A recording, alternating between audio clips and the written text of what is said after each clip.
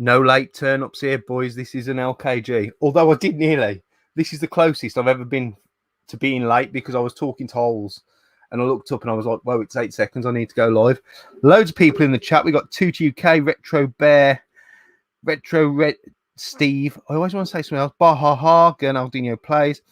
Bill in the UK, that guy in the corner. I so like saying his name now. Dad and Lads Marcus.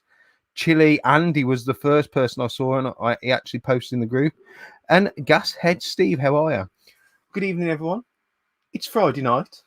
It's 8 o'clock, and we are live from lockdown. For those of you in WhatsApp groups, I apologise that I was moaning a bit about work, but imagine having a piss easy week and then getting to Friday and have to have an absolute ball ache of the day. And I've missed out on a Virtual Boy. Went for a little bit too much on eBay. I've been watching it all week. So that's pissed me off because I earned extra money and I was going to buy that Virtual Boy with it, but I can't. So any questions tonight, put them in caps, put a question mark at the end. I've already said it in groups. I don't answer any questions about fucking chickens. No cunt watches Planet Retro. Keep the questions sensible. Not for me. I can hack it right, but I'd like my guests to have serious questions. If you want to take the piss out of me, leave it to the first 5 minutes, leave it to the last 5 minutes. And I will be linking the new Discord in the last 5 minutes for anyone who wants to join that. Because we've been actually better now that I can manage it, I can edit stuff, add different threads. Although I've started a gaming fucking Discord, and the thread with the most posts is the beer, which probably sums us all up. But I am going to be listing some stuff on there for sale over the weekend. So if you're interested in doing some deals, I'll get that link posted out. So without further ado, you've not come here to see me. You never have. I'm going to bring in my guest. It's the wonderful Hollie. Hello. Now then, what else you going to do on a Friday? Sat in your fucking armchair, wanking off the pop idol, trying to avoid your wife's gaze as you come to terms with your high-end game you bought. Fuck that for a laugh. I know what I'd rather do. Dainster away. Love it. You know what? When you sent me that earlier, I was pissing myself at work. You know what the funny thing is, though? This is I'm in my away kit tonight. I'm in the home kit. I know. We're live and we're from Grimsby Town. Does it just smell of fish? You know what? We're going to get on to that straight away, right? Because I don't know how long I've known you, but I don't know how to pronounce your last name. It is Dieudonné. It's a French last name. It means God-given in French, because obviously I'm God's gift. Oh, for fuck's sake. I wish I hadn't have asked now. Yeah, it's expensive. It's fucking expensive when you want it printed on that. 9 letters, you see. It does sound like a good footballing name, though, to be fair. It's not bad, isn't it? Yeah. You know, you'd be happy if Grimsby had signed some French centre forward, wouldn't you? Yeah, I'd sound all posh and everything. Absolutely. Either that or you could call me Psycho, after Stuart Pearce, old Psycho. We've got our first question of the evening. First of all, Holes, if you don't know, she works for the NHS as a paramedic. So first of all, we'll put some ones in the comments. Just let me highlight the first question. So show your appreciation for Hole. Drop us a 1 in the comments. And first question is non-gaming related, and it's from Marcus, Dad and Lads Gaming. Great channel, one of the tidiest games room, unlike me and you, Holes. He says, how long have you been a paramedic? Just a nice, simple question. Yeah, basically, I don't want to be misleading, but my title isn't actually a paramedic because there are different ranks in the ambulance service. So basically, I'm an ECA, which stands for Emergency Care Assistant. So I can do things like basic life support, BLS. I can use certain bits of equipment. And then as you progress onto technician and things like that, you can give things like oxygen without getting permission sort of thing. You can give particular drugs. And then once you're paramedic, that's when you can give a whole different range of drugs, kind of more serious ones, stuff like that. And more invasive techniques, things like cannulation. Obviously, you get your needle in your vein, bits like that. So yeah, I'm basically working up to paramedics. So of course, obviously, I still work out on the ambulances. I work alongside paramedics and technicians and other ECAs like myself. So yeah, that's basically what I'm working towards. So I've been in the ambulance service for about 14 months now as an ECA, and the time is usually about a couple of years as an ECA, and then you can apply for the next bit, which is ambulance practitioner, and then a couple of years of that, and then it would be part-time on the road still as your job.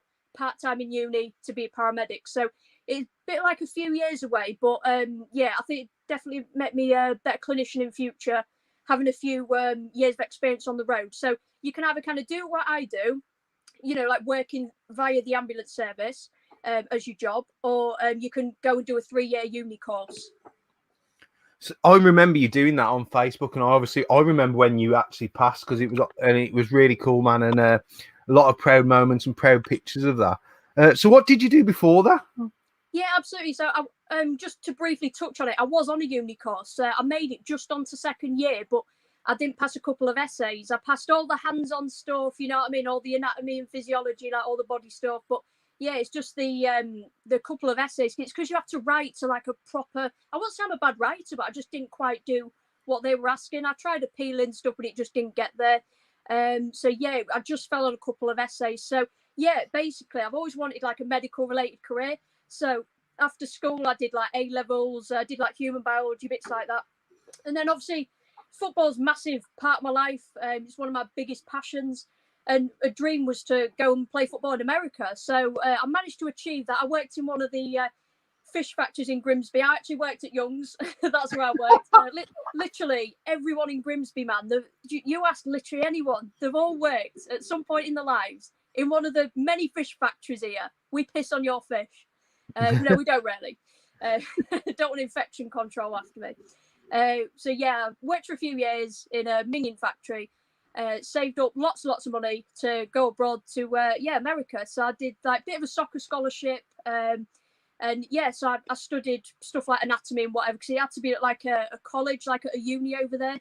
So I did studying and play football at the same time. So did 6 months in Oregon, and then I got an offer to go to California. So shot over there for the next year and a half. I could have done another couple of years, but I didn't have the funds at all.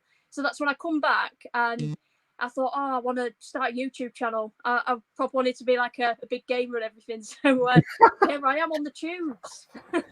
I was going to touch on, because like obviously you went to the States. I didn't know you went to California. I bet that was awesome in California. Yeah, it's good. I got to visit LA spring break and stuff like that, like Hollywood and stuff like that. Been to briefly to like San Francisco and things like that, like, you know, on football matches and stuff, overnight stays. It was great. But I was right in the north of California, in all the greenery and the mountains. But yeah, it was great. California was awesome, and Oregon as well. That was just full of greenery. So while you was out in the States, did you go and visit any of the gaming stalls or anything while you was out there? Was gaming a big part of your life then, or was you more football focused, to pun a BBC TV show? I would say more football focused. However, gaming was part of my life still, because just about scraped up enough money for an Xbox over there, because I couldn't cram my Xbox One in my suitcase. It would have got taken apart in the airport. Like, at first I packed it, and then I thought, no, I've got no chance of getting this in. So I had to I did stuff like dumpster diving for plastic bottles. Genuinely, seriously, I'm a bin dipper. That's why I'm a Liverpool fan. So if you want to call me a bin dipper, I literally am. So yeah, there's a thing called dumpster diving where you could get plastic bottles from, you know, dumpsters, trash bags, whatever, and then you'd get like a cent for them or something.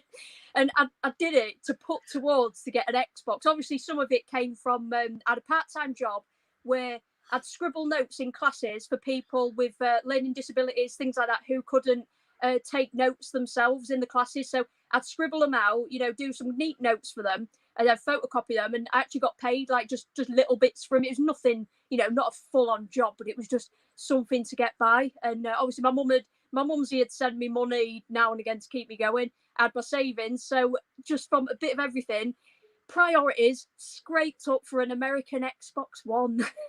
So I grabbed that, and I went to got ripped off at GameStop as usual. The famous GameStop. Hey, they're hitting the news now, ain't they? That with everyone buying the stocks and everything, they've been big in the news. Yeah, that's madness. I've seen people putting out posts today advising people not to buy. Like, look, when something like that happens with stocks, you need to be in the first 100 people to buy them to make serious money. If you're trying to jump on now, like with Bitcoin, you're just going to lose.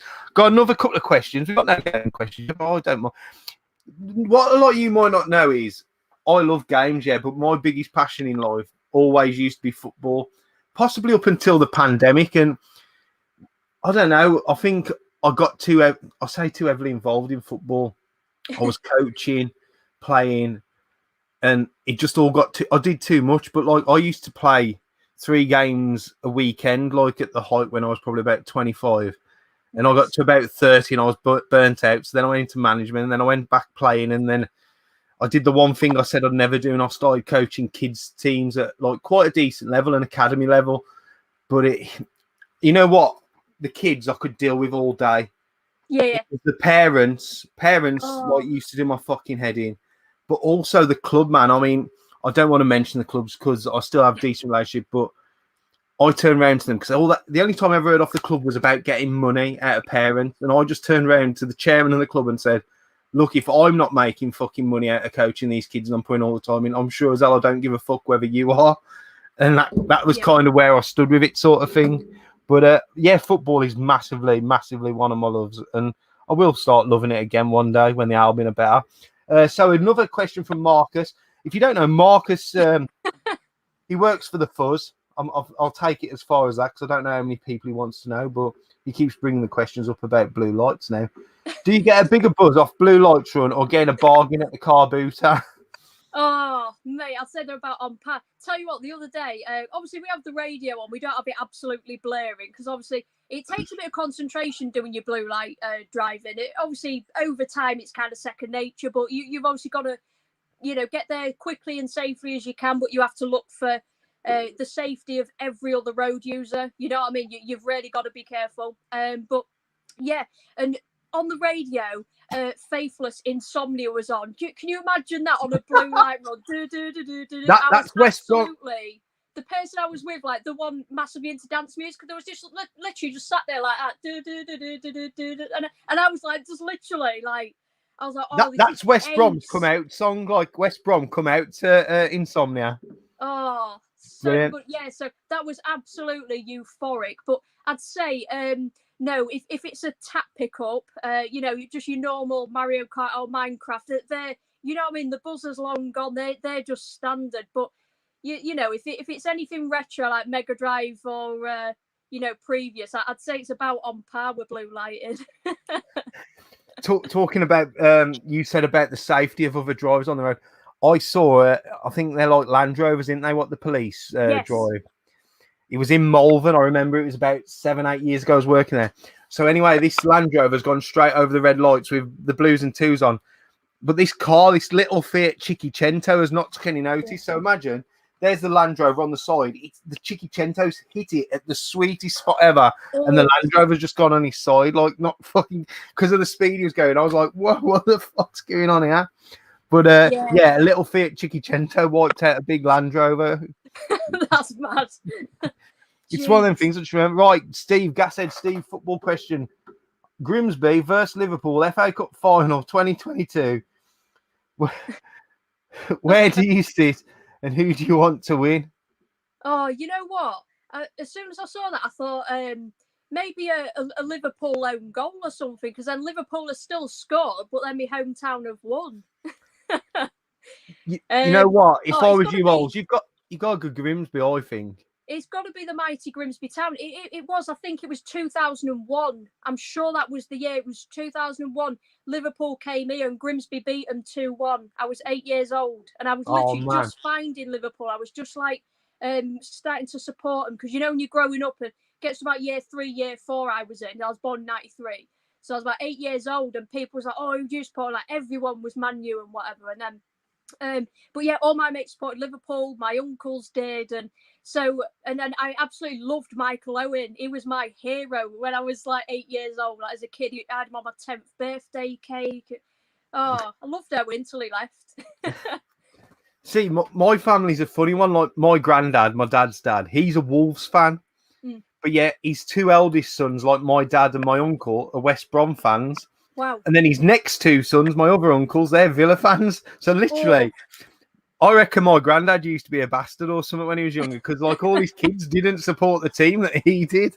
Like literally, they went the complete opposite way. Yeah, he's put them off. I know, yeah, sometimes, like you say, it's hereditary, isn't it? Father, son, since the since the early days. But yeah, sometimes people rebel, don't they? Go to the rivals. So yeah, I've got to take Grimsby Town side. You know, we've won the league, so we won the league last year, so I'm happy. I'd agree with you there, like, because, you know, when would Grimsby ever win the FA Cup again, whereas Liverpool have done it several times? Oh, it's got to be a great FA Cup upset. Stu's just writing about the old game stuff. Yeah, I know that, but what I'm saying is people are now thinking that they can go buy the stocks and they'll make money, whereas the truth is it's probably way, way past its peak. And anyone who did jump on board when they were buying it and were quite clever, they'll be selling up soon, trying to make maximum profits. Yeah. I just want to say hello to Gaming Grandad. I did see his comment when he come in, but we were mid-conversation. It's his first time here. Welcome to the channel. I apologise for my language. It is terrible. It won't improve. Just stick with us. Yeah, hi, Game Grandad. It's me on tonight, so lower your expectations. Yeah, nice to see you. Retro Bear had a choice between Villa or Birmingham City. I'm assuming he didn't bother choosing if that was the choice he had. Oh. So you know, like when you was diving in these dumpsters in America, did you find anything good? Because I used to watch a channel at I'm sure it was called OK Chef or something. Not thinking of Lee Retro Chef. Yeah. But he used to dumpster dive in the GameStop bins and get all like the empty boxes. Oh. And he used to get all the standees. But it was at a time like where they were Stanley knifing all the. He said some of the staff was Stanley knifing the games if they were dead stock. Like, oh wow. But, did you find anything good, or were you just after your pop bottles? Oh, no, mate. I was dumpster diving the wrong dumpsters. I was in the ones on campus, so I had all the student shit. No, it's had all the used Johnnies on my head and everything, and yeah, just the plastic bottles and whatever. Yeah. Oh, thinking about that was a right missed opportunity. I should have gone down to the GameStop. Oh, we've got another footy question. We're not going to talk footy all night, I will promise you. But there was a couple of questions that I had written, but they being asked, so we'll answer big game else. While we're on footy, how was meeting Wayne Rooney and what was it like? So if you don't know, Holster was on, was it Wayne Rooney Street Stars or something like that? Street Striker, yeah. That was it, yeah. So tell us a little bit about that for anyone who doesn't know. So yeah, it started in, I think it was 2008. I think it started. I was on season 3. I watched the first 2 series. I was desperate to get on it. I was massively, into my footy, and yeah, I was 17 when I appeared on that, so I was quite in my prime. I was proper solidly practicing, really physically fit for it and everything. And yeah, so I kept looking online. There was open trials for anyone between 16 and 24 years of age, and I couldn't make the Manchester ones, but I went the week after to the ones in Birmingham. So I just got a train up there, and yeah, there was just open auditions where there was these cranes in the air dropping balls, you volume into bins. Then Andy Ansar gave me a card to progress through to the next round. So then they said, if you get a phone call within the next week, then you've been chosen by Wayne to be in the top 100. And you think, like, you probably get your hopes up. You think, oh, I'm not going to get a phone call. And I actually did. And I was like, oh, God. And so, yeah, I was on the first 2 episodes and I got in the top 10. I finished. So, yeah, I was absolutely buzzing. It was an amazing achievement for me. Yeah, the challenges were awesome. It's basically street football challenges. I remember one where they had to, I don't know what season it was, they had to kick a ball over the canal into a skip.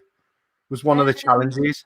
Yeah, they did that on season 2, and on the 3rd episode of season 3 that I was on, they had a bit of that. It wasn't the same distance, but it was one where you control the ball. Then it was a bit more of a chip than like a long like cross into one. So yeah, I did like one where you dribble through the tires. That was a bit crazy. Yeah, there's all ramps at the side, and the people had just dropped tires on, so you'd have them coming in front of you. It's basically street football challenges using that sort of objects and stuff to imitate players coming at you. So yeah, and then second episode, that was good. That was in a skate park, so we had skaters in the air like rollerbladers and BMXers, and so it was even harder because it was moving targets. So obviously when you was striking your ball, you had to obviously anticipate where there was going to be by the time the ball got there, so that was even harder. So I got through the first challenge. It was the second one I fell on, but yeah, it was absolutely awesome experience. One of the best experiences ever.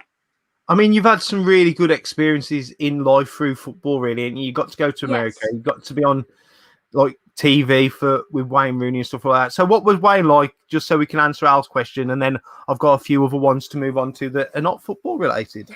Yeah, Wayne was really nice. Really nice guy. He seems quite shy, but once you kind of say hello to him and make conversation a bit, then he's all right. He'll like talk to you. He's just like you say, he's a little bit shy at first, but he's genuinely a really nice guy. That really like chilled out and everything, and he'll just be really nice to you. Not a bad word to say about him. He's genuinely all right. A lot, especially someone like Wayne Rooney, who he came through the kids' ranks. I always remember there was an old boy I used to work with at the Leisure Centre called Derek. God, he must have been in his 70s when I was in probably my late teens, early 20s.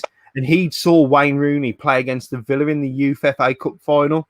And I remember he came into work and we always used to talk football. And he goes, I've seen this kid play against Villa the weekend. He said he's going to be a player for the future. And he said Wayne Rooney. And it's just summer that's always stuck with me, that like old boy Derek knew what he was on about, sort of thing. Like, yeah, of course he did, absolutely. And like you say, look what he's gone on to achieve. And like you say, I think people, I think Rio Ferdinand might have mentioned it in his tribute, because Wayne Rooney's obviously retired as a player, gone into full-time management. Like, I think sometimes we don't appreciate players until they actually retire. We sit back, look at everything they've done. We're like, wow, what a player we've had on the pitch. 100%. Yeah. They're always called a great most times after they've finished being a great, and there's very few players. One recent who springs to mind is probably Pirlo, but then again, he wasn't appreciated till he hit 32. Before then, he bounced around clubs in Italy. No one really wanted him till he settled at Juve. So we'll move away from the football now, because I know I'm going to ask Stu's second question first, and then we'll move on to some game one, because I think it's quite an interesting question. If you had to live with a fellow YouTuber for a month, who would it be and why? Christ, how can I pick out of everyone? For probably with Stu. God, imagine how many butts we'd go through. It'd be a difficult one, One that also springs to mind because of his passion and enthusiasm. Sega Zombie's up there. He's got to be Scotty Brown, because you'd wake up, right? You'd literally wake up every morning, it'd just be in your face like, blue spine, let's play on a blue spine, let's go, wouldn't he? You'd just be like proper up for it. You know what I mean? It's his enthusiasm. I'm going to talk a bit about Scott now, because I can. He messaged me the other day, because obviously I traded that Famicom. We did a few deals on Swap Shop. I traded the Famicom, and it must have been getting on for 10 o'clock. I was about to go into bed, and Scott's messaging me saying, what power supply goes with this Famicom? So I get out of bed, I go and get my Famicom, I start looking at all these, and we must have been up till about 11:45 trying to get this Famicom working right. So in the end, I said, Scott, I've got to go to bed. I've got work the next day. I'll message Psylocke, who did the work for me. I'll message him and ask him. So anyway, I'll message Psylocke. I'm talking to Psylocke all day. And then once I've got the answer from Psylocke, I then message Scott. Well, Scott had stayed up till 1 o'clock and finally got it working, because it was his TV. It wasn't working on. It's TV. And he never messaged me. But because he said to me, I'm going to play some games on it in the afternoon. I went, Scott, it's 5 o'clock in the evening. Do you not know what time of day it is, mate? It was brilliant. I felt bad. I thought, God, have I sent him this and it's not working? I thought, but it worked at mine. And Psylocke literally had rebuilt it for Scott. Yeah, and I was pulling out plugs, because he'd plugged a Master System plug in. I was worried it was too powerful, because it said 7.5 volts and the Master System was 9. And then after I'd messaged Psylocke all day, Psylocke, because like he's a technical genius. Like to me, it's a fucking wire. I don't know what it is. Yeah. And he's doing, if you do this, do this. So I'm screenshotting what Psylocke sends me. Scott's not answering. And he goes, I've tried a few different TVs and I got it working in the end. Oh. So I wouldn't want to live with him for a month. I'd want to kill him. Two similar questions here. They're from Ginger Hippie Gaming 42, who is Sioing. So what is the most prized game in your collection, not the most expensive? And then what's Holster's grail item in a collection? So obviously, if it's not a game, you can obviously have a console or a statue or whatever. So just two simple questions there. Flipping out. The game one, I'm a bit stumped at the game one. Flipping out. I might have to come back to the game one, but the one that literally comes straight to my head is my favourite game of all time is Resident Evil 2. It's because it means a lot to me, like nostalgia. It's just my favourite ever survival horror, and it's just amazing memories. Myself and my dad when he introduced me to PS1. I just think it's absolutely incredible, and I'm talking the original PS1 game. So yeah, I think at the minute it'd have to be that. And like I say, it's not expensive by any means, but it's just an incredible survival horror, which is my favourite game. I can pick it up and play anytime, no matter how sad I am. Like if I'm like really sad or anything, like it'll just instantly cheer me up, and I can just kind of go in that game, and I'm kind of sucked into that world.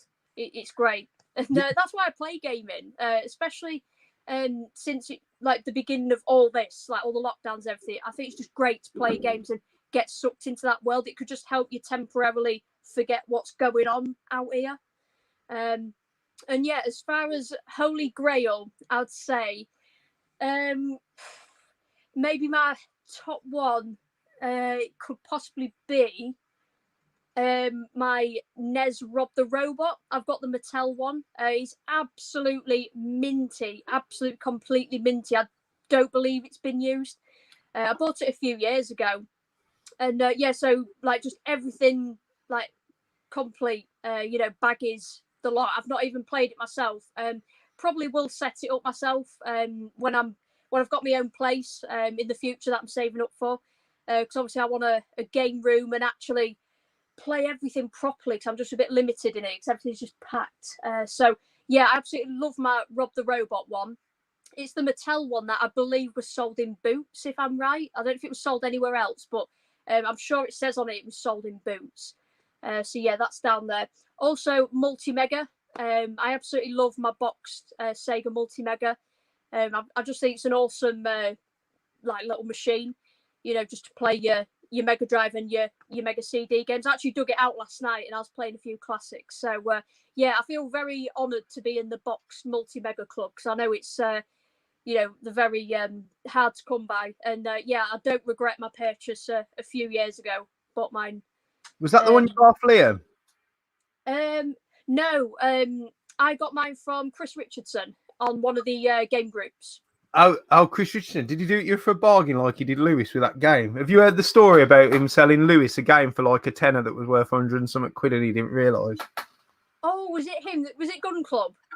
Yes, that's the one. Oh, I'm so glad. I'm so glad that story has gone far and wide. Yes, God, I remember seeing that. Like, I'm so jealous because I love cheesy games like that. I'd love to bloody find a Gun Club and for bragging rights as well. But I don't think any story will be as good as Lewis's. Yeah, it was something like 14 quid or something, and Lewis knocked it down to like 10 or something. Like, oh, what a guy! He'll go down in history for that. The best thing is Lewis was taking a photo with the retro heads, I'm sure it was, to say he'd got the game and he was sending it us. And Chris Richardson thought it'd be funny to photobomb it, right?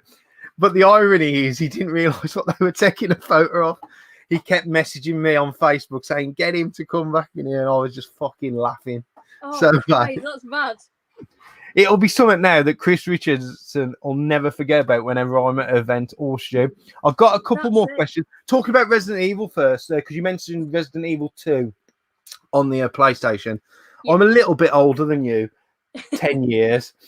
I played the first Resident Evil first, but I will agree with you. I think the second is a much more solid and rounded off game. And I'd say number 2 is better than 3.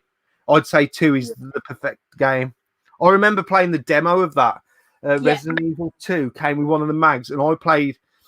It's the bit where you're outside with the buzz, and then you go into the gun shop. You literally get to play that, and I played that on loop loads. I did until the game came out. Like, just great in it, meeting the famous Mr. Kendo. I think it's just amazing from start to finish. I think it's incredible, and like I say, it's just got that bit of replayability as well with the Leon A and B, Claire A and B scenarios. It's just great. It's hard to put it into words sometimes. Do you know what I mean? Incredible game. It really is. Another quick daft question from Al. If they got rid of Bud and Monster, what would you drink? Oh, you know, I actually like drinking just on its own tonic water. I drink it for fun. I like tonic. Oh no, it's got to have gin with it for me. Got to have gin with it. I can't really think of anything else. I do like, apart from Bud and Monster, I like me Jack Daniels and Coke. Oh, nice. Especially Jack Daniels honey. I love that. So I was just about to say, have you tried the honey? I've heard the apple.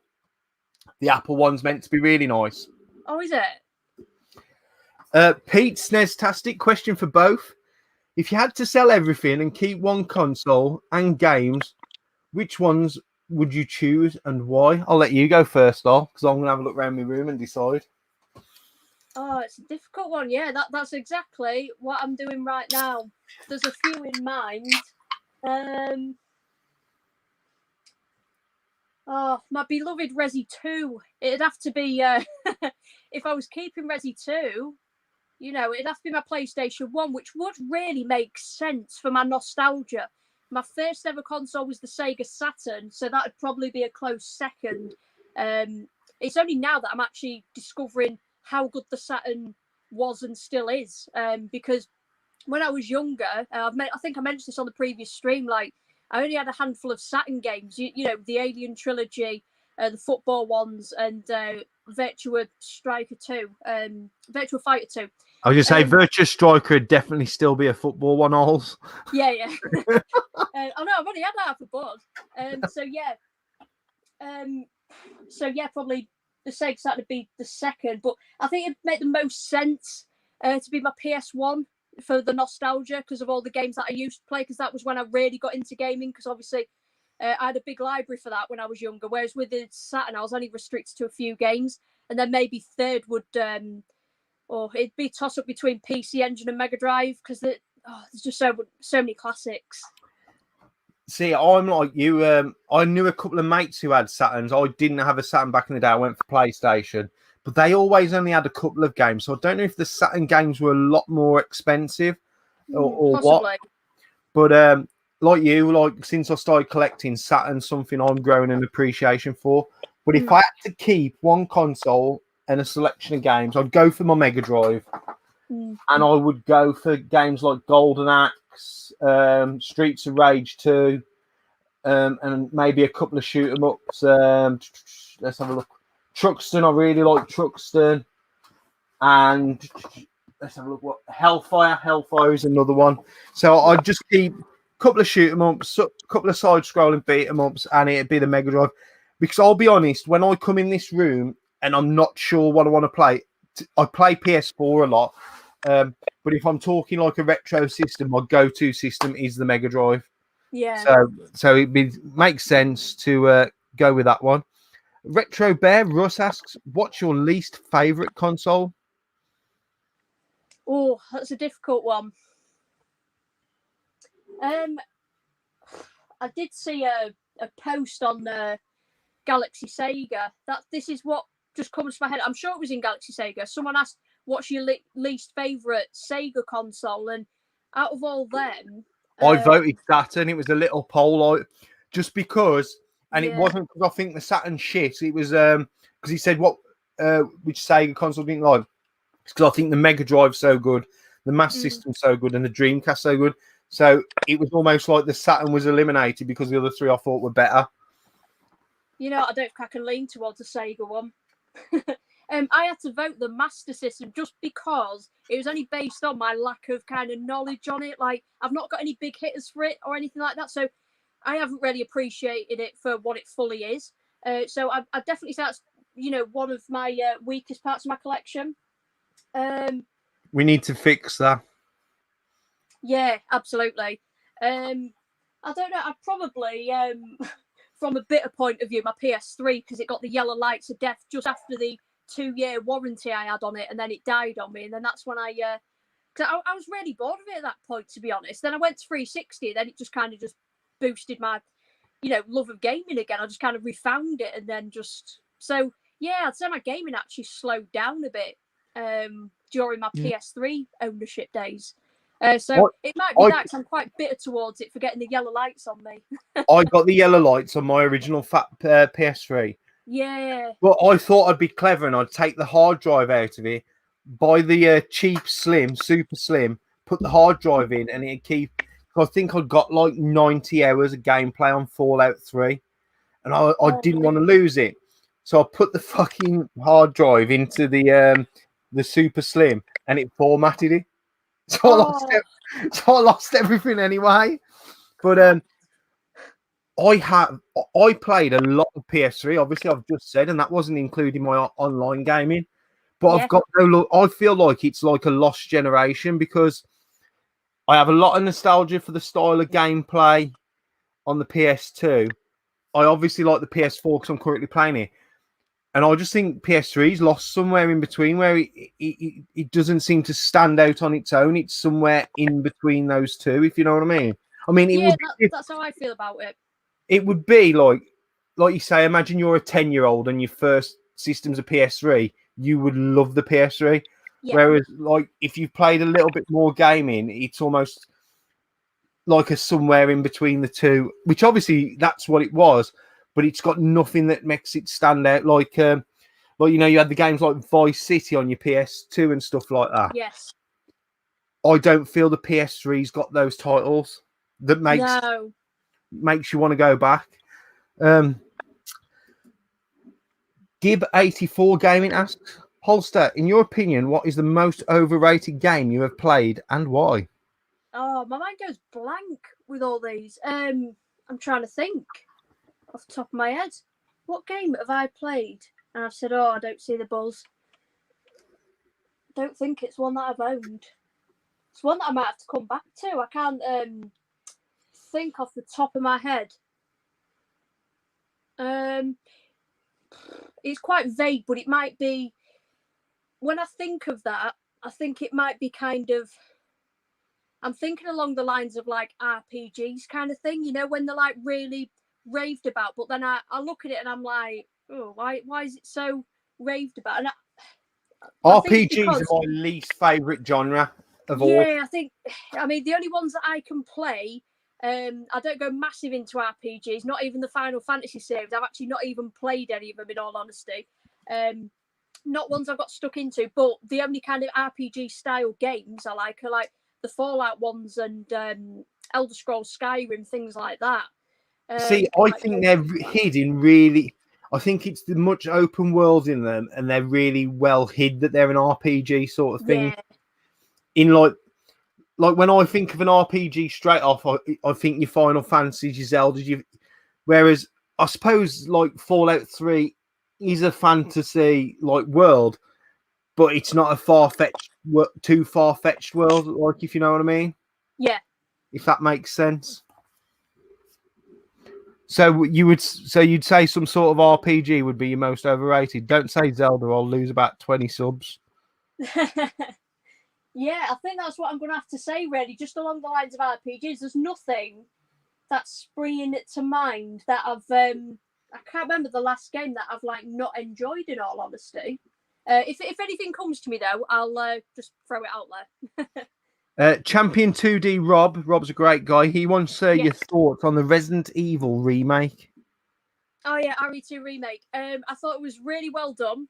I did get a bit frustrated with it because I felt there's still changed in a lot of places. Like unpopular opinion, this, but I'm very old school when it comes to Resi. Like, because I love the fixed camera angles and the tank controls, and I feel like I said, with the fixed camera, it's like you can't see what's coming around the corner and everything. Whereas, like, when it's right behind you, it's like it's just following, you know, the character around. Yeah. So yeah, I love the tank controls, fixed camera angles. So I was very sad to see them go, in all honesty. But at the same time, you know, gaming has to move on in a way. They've got to satisfy the majority, because if they brought that out with them old style controls and stuff, they're not going to sell as much. People aren't going to be fans, and obviously they're wanting to appeal to you know, new people to the RE series, and while also satisfying the long-term fans, because they know we'll still buy it anyway. And yeah, I think the zombies are very much bullet sponges. You know, even on like normal difficulty and stuff, just putting so many bullets into them. I find it a bit, it's a bit daft. But I think it still did a great job. You know, like on Leon and Claire, like, I really love the characters, and you know, Marvin, and nice little extra added sequences to it, added parts to it, the game. So yeah, it was nice and refreshing, but absolutely wouldn't beat the original for me. I just genuinely, I really just wanted the original, but just with updated graphics. But yeah, it was still a great remake though. I think the last time you came on the stream and we had, I think it was Kieran, Retro Reclaimer. Yes, I was trying to. Well, I wanted to say Retro Revive then, and that's Sean. I'm pretty sure number 3 had just come out, Auntie, and they kind of dropped the ball with number 3, didn't they? The remake of 3. I think the original RE3, it was still a bit more of an action one. It did deviate a bit from survival horror into a bit of an action-paced one-ish. But yeah, this one, I think the RE3 remake, it kind of like took that to another level. It really was like action. It's a bit like, oh, do you know what I mean? That missed out a good couple of segments of the game, like a specific big boss and bits like that. It deviated a bit much from the original. However, still liked it, but I hate being chased in games. Absolutely, it ruins it for me. I'd rather be left alone to just chill and do the puzzles. Like, but I mean, I didn't even mind it in Resi 3 too much. It's all right. I don't mind it, but I think they made the Nemesis. They made it too fast and everything in this new one, because it can absolutely sprint a million miles an hour. You know what I mean? And just come and swipe you, and it's like, oh, just give me a break. You know what I mean? Yeah, they overdid the Nemesis a bit. Just a quick one before we move on to Retro Red Steve's question next. There's a few people saying Resi 4 is the best. They liked it the most.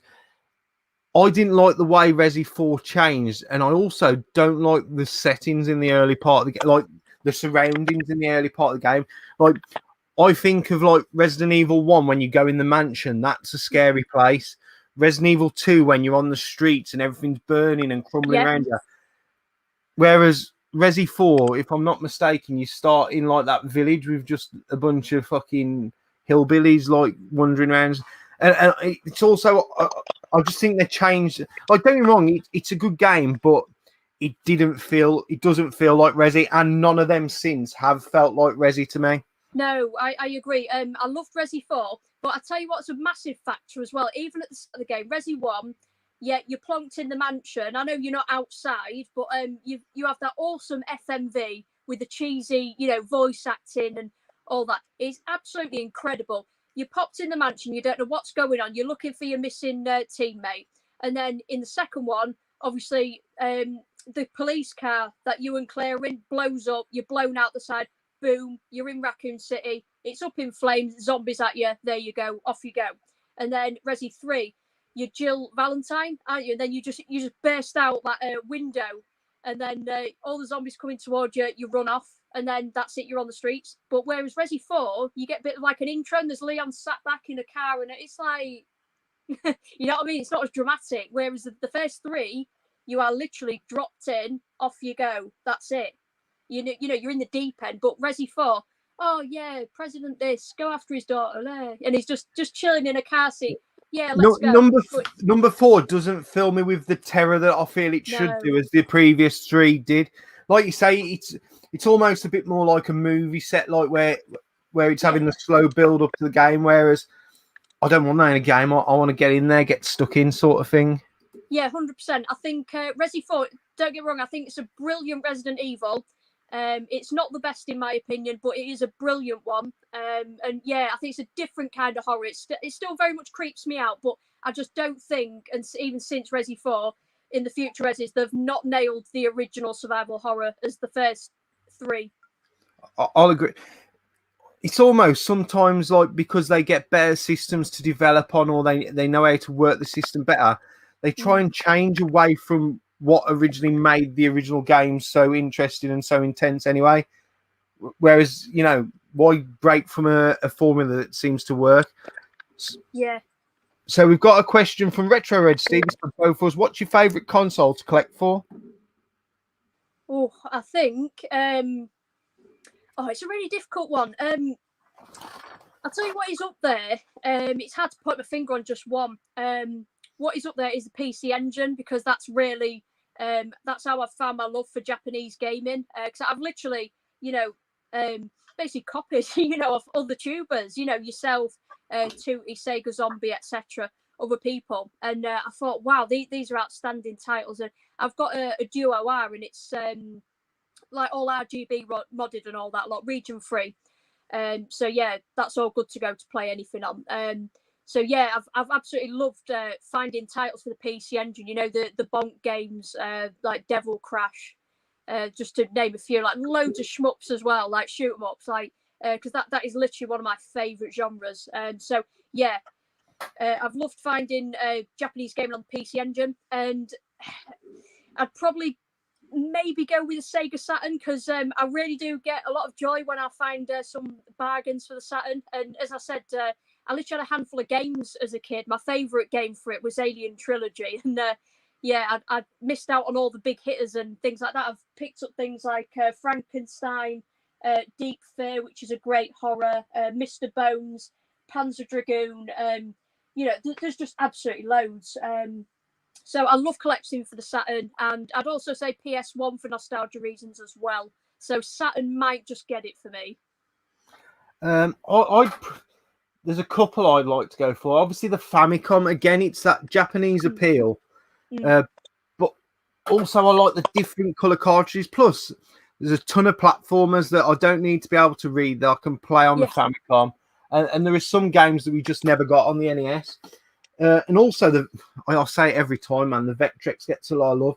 But finding a game with the overlap, it's more so with the Vectrex, it's not so much the game, because I've got all the games on the multi-cart. It's getting the overlay to make it that little bit more of a better experience. So I'd go for my Famicom or my Vectrex for sure.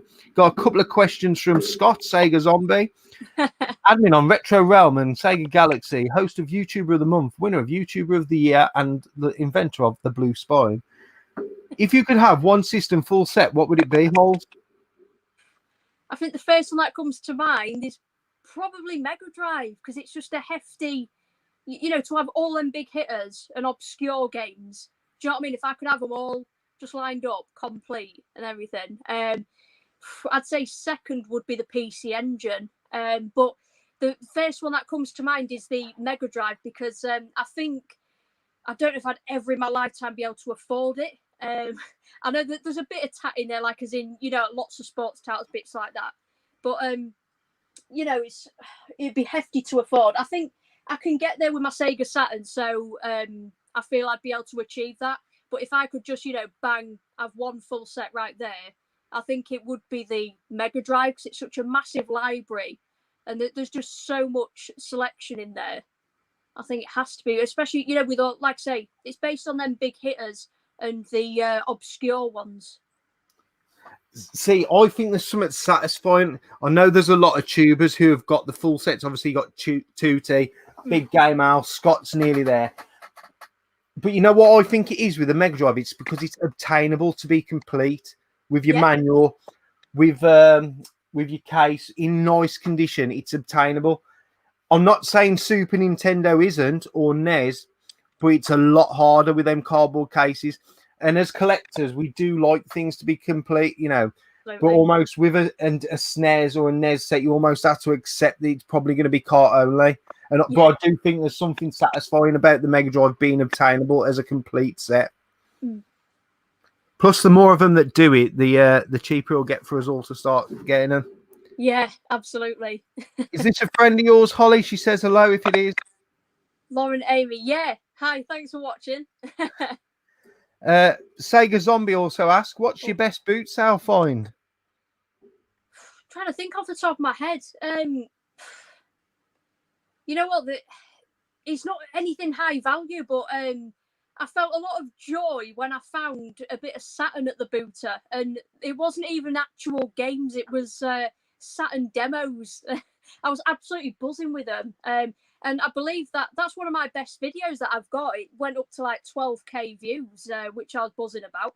It's me like holding up all the Saturn demos. There's like 25p each, and so I got like Panzer Dragoon demo. I've just got all sorts, like all the magazine ones and stuff, and then so I've nearly completed all the demo discs for it, from like Saturn Power and Sega Flash demos and stuff. I bought custom cases, off Ben Boyd. He was doing the ones to store the demos in, so I've got them for Flash and Power, so I've almost completed them. It's really hard off the top of my head to because I've not found a massive lot of retro or anything since I've been booting over the last few years. As it is anyway, it's very hard to come by. I get a bit. It's nice to try and add stuff to my collection. Stu's asking a next question that kind of links on. Actually, sorry, Gaming Grandad just below. Is there a console that you're still after all? I think what first springs to mind is probably the Vectrex. It's not something I've got the funds for at the moment, but I first ever played one at, I believe it was, I can't remember if it was, I don't think it was Play Expo Blackpool. I can't remember if it was. It might have been Revival. Revival. Yeah, it was either that or Revival. I actually had a go one. I thought it was banging. I loved it. I thought, what a great console. And it's just that when I look at it, though, it's just my wallet's crying. It's just having the funds, but it's definitely something I'd love to invest in once I've got my own place and stuff. When I can spend a bit more on my gaming. I think a Vectrex would be awesome. I just want to reply to Rob because he's called me out about saying the PS3 was an exclusive machine. Just because they're exclusives doesn't make them good. What I'm saying is it's got no titles that make me want to collect for it. There's nothing there that thinks, I want to get that. Like, as I say, when you look back at the old PS2, you have got your Vice Cities and several other games sort of thing. Like, I don't have much love for the PS2. They're lost on me. It's a lost generation, the PS3, and I collected for it, and I had it in its prime, and I just have no interest of ever getting it back. Stu says, with Holster dipping into the buying and selling realm, what's been her best pound for profit? Also the same to Dana. I know mine. I've got like literally a quid buy. I got it from a car boot sale. It was probably about 3 years ago. I've had it lying around for ages. I was picking around my room, looking for things to, bits and bobs to sell to fund the collection and bits. And I found it was a Darkwing Duck. I think it's called Thunderquack. I sent you a picture of it, David. Yes, I remember you did, yeah. But the only problem was I've seen boxed ones where it's wearing a cap and like a cape. It was wearing like a fedora hat and a cape, all complete, boxed for like 200 quid. It sold for on eBay, so like 200 to 250. But unfortunately, this one was missing the cap and the cape. It was just on its own, unboxed. I got it for a quid, and I didn't think anything of it because at first when I found it a few years ago, I thought, oh, Darkwing Duck, yeah, I'll grab that. So I put it on eBay, priced it really high, $74.99 or something, best offer, because I was like, I don't know what to do with it. And I ended up selling it for I think it was $59.99. So a quid to 60, which was awesome. That's what springs to mind. Can't think of any other ones at the minute because I've like I said, I've just been selling bits and bobs, all sorts that I've been finding round in here. But it's the main one that comes up at the minute. What about you, Dana? My one, I've mentioned it a few times. It was I remember the pickup. See, this is what I like when I talk about stuff. I remember how I got it, and it was a cold winter's Sunday morning at Cannock Car Boot Sale, and I'd been walking around looking for video games. The two smellies, as I call them, who and the rats who get everything. They've been getting everything. I was walking around, lying on the floor was this green Stretch Armstrong figure, which I knew straight away it was from the 70s. Wow. And I just looked down, bent down, picked it up. And this old boy, I remember him, man, he got scraggly, like long grey hair. And he goes to me, he goes, I went to him, how much for this? He goes, just gives a drink for it. And at that, he gave me the box for it as well. So I gave him £2. He goes, fuck me, where do you drink? I went, Weatherspoons. Right. But I gave him £2 and I literally knew nothing about it. And as you do, you wander around a couple of hours, start looking on eBay, and I'm like thinking, whoa, these have gone for over 200 quid each. Wow. So I actually sold it at the NEC. Not the first time I went. The first time I went there, I had a lot of interest. And this guy came up to me. He said, "How much is the Mr. Monster is the name of the figure. The green figure is called Mr. Monster. He's from the Stretch Armstrong series." And I just said to him, "I've got 250 on it." He said, "Let me speak to my mate. He might want it." He didn't come back to me, but at the next event, because with the NEC, once you have a plot, you more or less stay there. That's why I'm normally opposite Aaron and that from Empire Toys. He came up to me. He said, "I tried ringing my mate last time. He lives in America." He said he got back to me the next day. He wants this figure. He said he's gave me the money, buying it 250 quid. He bought this figure off me that I paid £2 for. But the story goes is this guy's a massive Stretch Armstrong collector who runs a toy stall in America. And he made a massive paper mache of this figure for his stall, but he hadn't got the actual figure. So this guy had, like, he ends up getting all the way to America a Stretch Armstrong figure that was on the floor at Canna from me that cost me £2. So £2 to 250 is probably the best I've ever done and probably the best I will ever do. That is absolutely unreal. So from Pete, there's Tastic. Thoughts on PS5 and Xbox Series X? How do you feel about the state of the gaming industry? I'll let you go through first. Your opinion. Personal opinion. I can't say anything on the PS5 as I don't own it. I can't afford it. I'm having to. She says. I'm having to kind of try and limit my spending and stuff because I'm saving for my own gaff. I hope to have a gaming cave rather soon. I love the Series X. I think it's well decent. But I think, like you say, I knew this when I bought it anyway. It's just a bit of a wait for games. Like I say, things have been delayed. I was looking, folks. I'm a Harry Potter. I'm a Harry Pisspot fan, and the Hogwarts Legacy game that's been delayed until I don't know if it's 2022 or something like that now. That's been delayed another year or something. It's just a bit of a wait for games. Saying that, I think the Medium's just been released. I've got Game Pass Ultimate, so I've got that downloaded, ready to play. And like you say, I think the big thing is kind of lack of exclusives, and obviously Xbox have got quite slated for that really on release. And loads of my mates have said, "Why haven't you got PS5? That's got some exclusives. Xbox has." And it's just my console of choice. I'm not an absolute Xbox fangirl, but it's kind of my preference. But I still obviously enjoy the PlayStation for its exclusives. So I will be buying PS5 in future when I can afford it. I enjoy it. Can't say anything on PS5, but I'm not keen on the appearance. I think they really could have done a lot better with it, especially the controller. I think the controller looks very third party, and they could have made it so much smarter. I nearly got a PlayStation 5 on release day. I couldn't quite get hold of one. But I'm in no rush for it, and I've never been with a launch console because there ain't going to be another decent game coming out for it for probably another 6 months. Everything's either already on a current gen or there's nothing that's screaming out. Normally your launch titles are all your shit titles. So I'm in no rush for it. And let's be honest, I know getting hold of the consoles at the moment is a pain. It is increased because of the pandemic. But all this shit's nothing new. Every other console was the same on release. Some of the worst titles released with some of the early titles, and there's a few. I'm getting some shit here for saying the PS3 was shit. So we've got two playing Gods of War. Don't play that game. Don't like the franchise. Sneztastic, Uncharted, Last of Us. Clearly, you don't watch my channel because I think that's one of the most overrated games I've made. Heavy Rain, Infamous. Yep, PS3, nothing special. But then Xbox 360 man himself, Bahaha, just answers that question. Nothing big to go back to PS3 for because they were all made to PS4, which are all them titles that you've all just mentioned. Yeah, I think that's a big reason as well, isn't it? Yeah, they all get, they all got remastered or bought up to the PS4. So why would you play the inferior version? Plus, I don't like the Uncharted games. Don't like literally none of them 4 games interest me. I've got Last of Us, which I bought as a joke because I got it for £1 for the PS4 from the booter.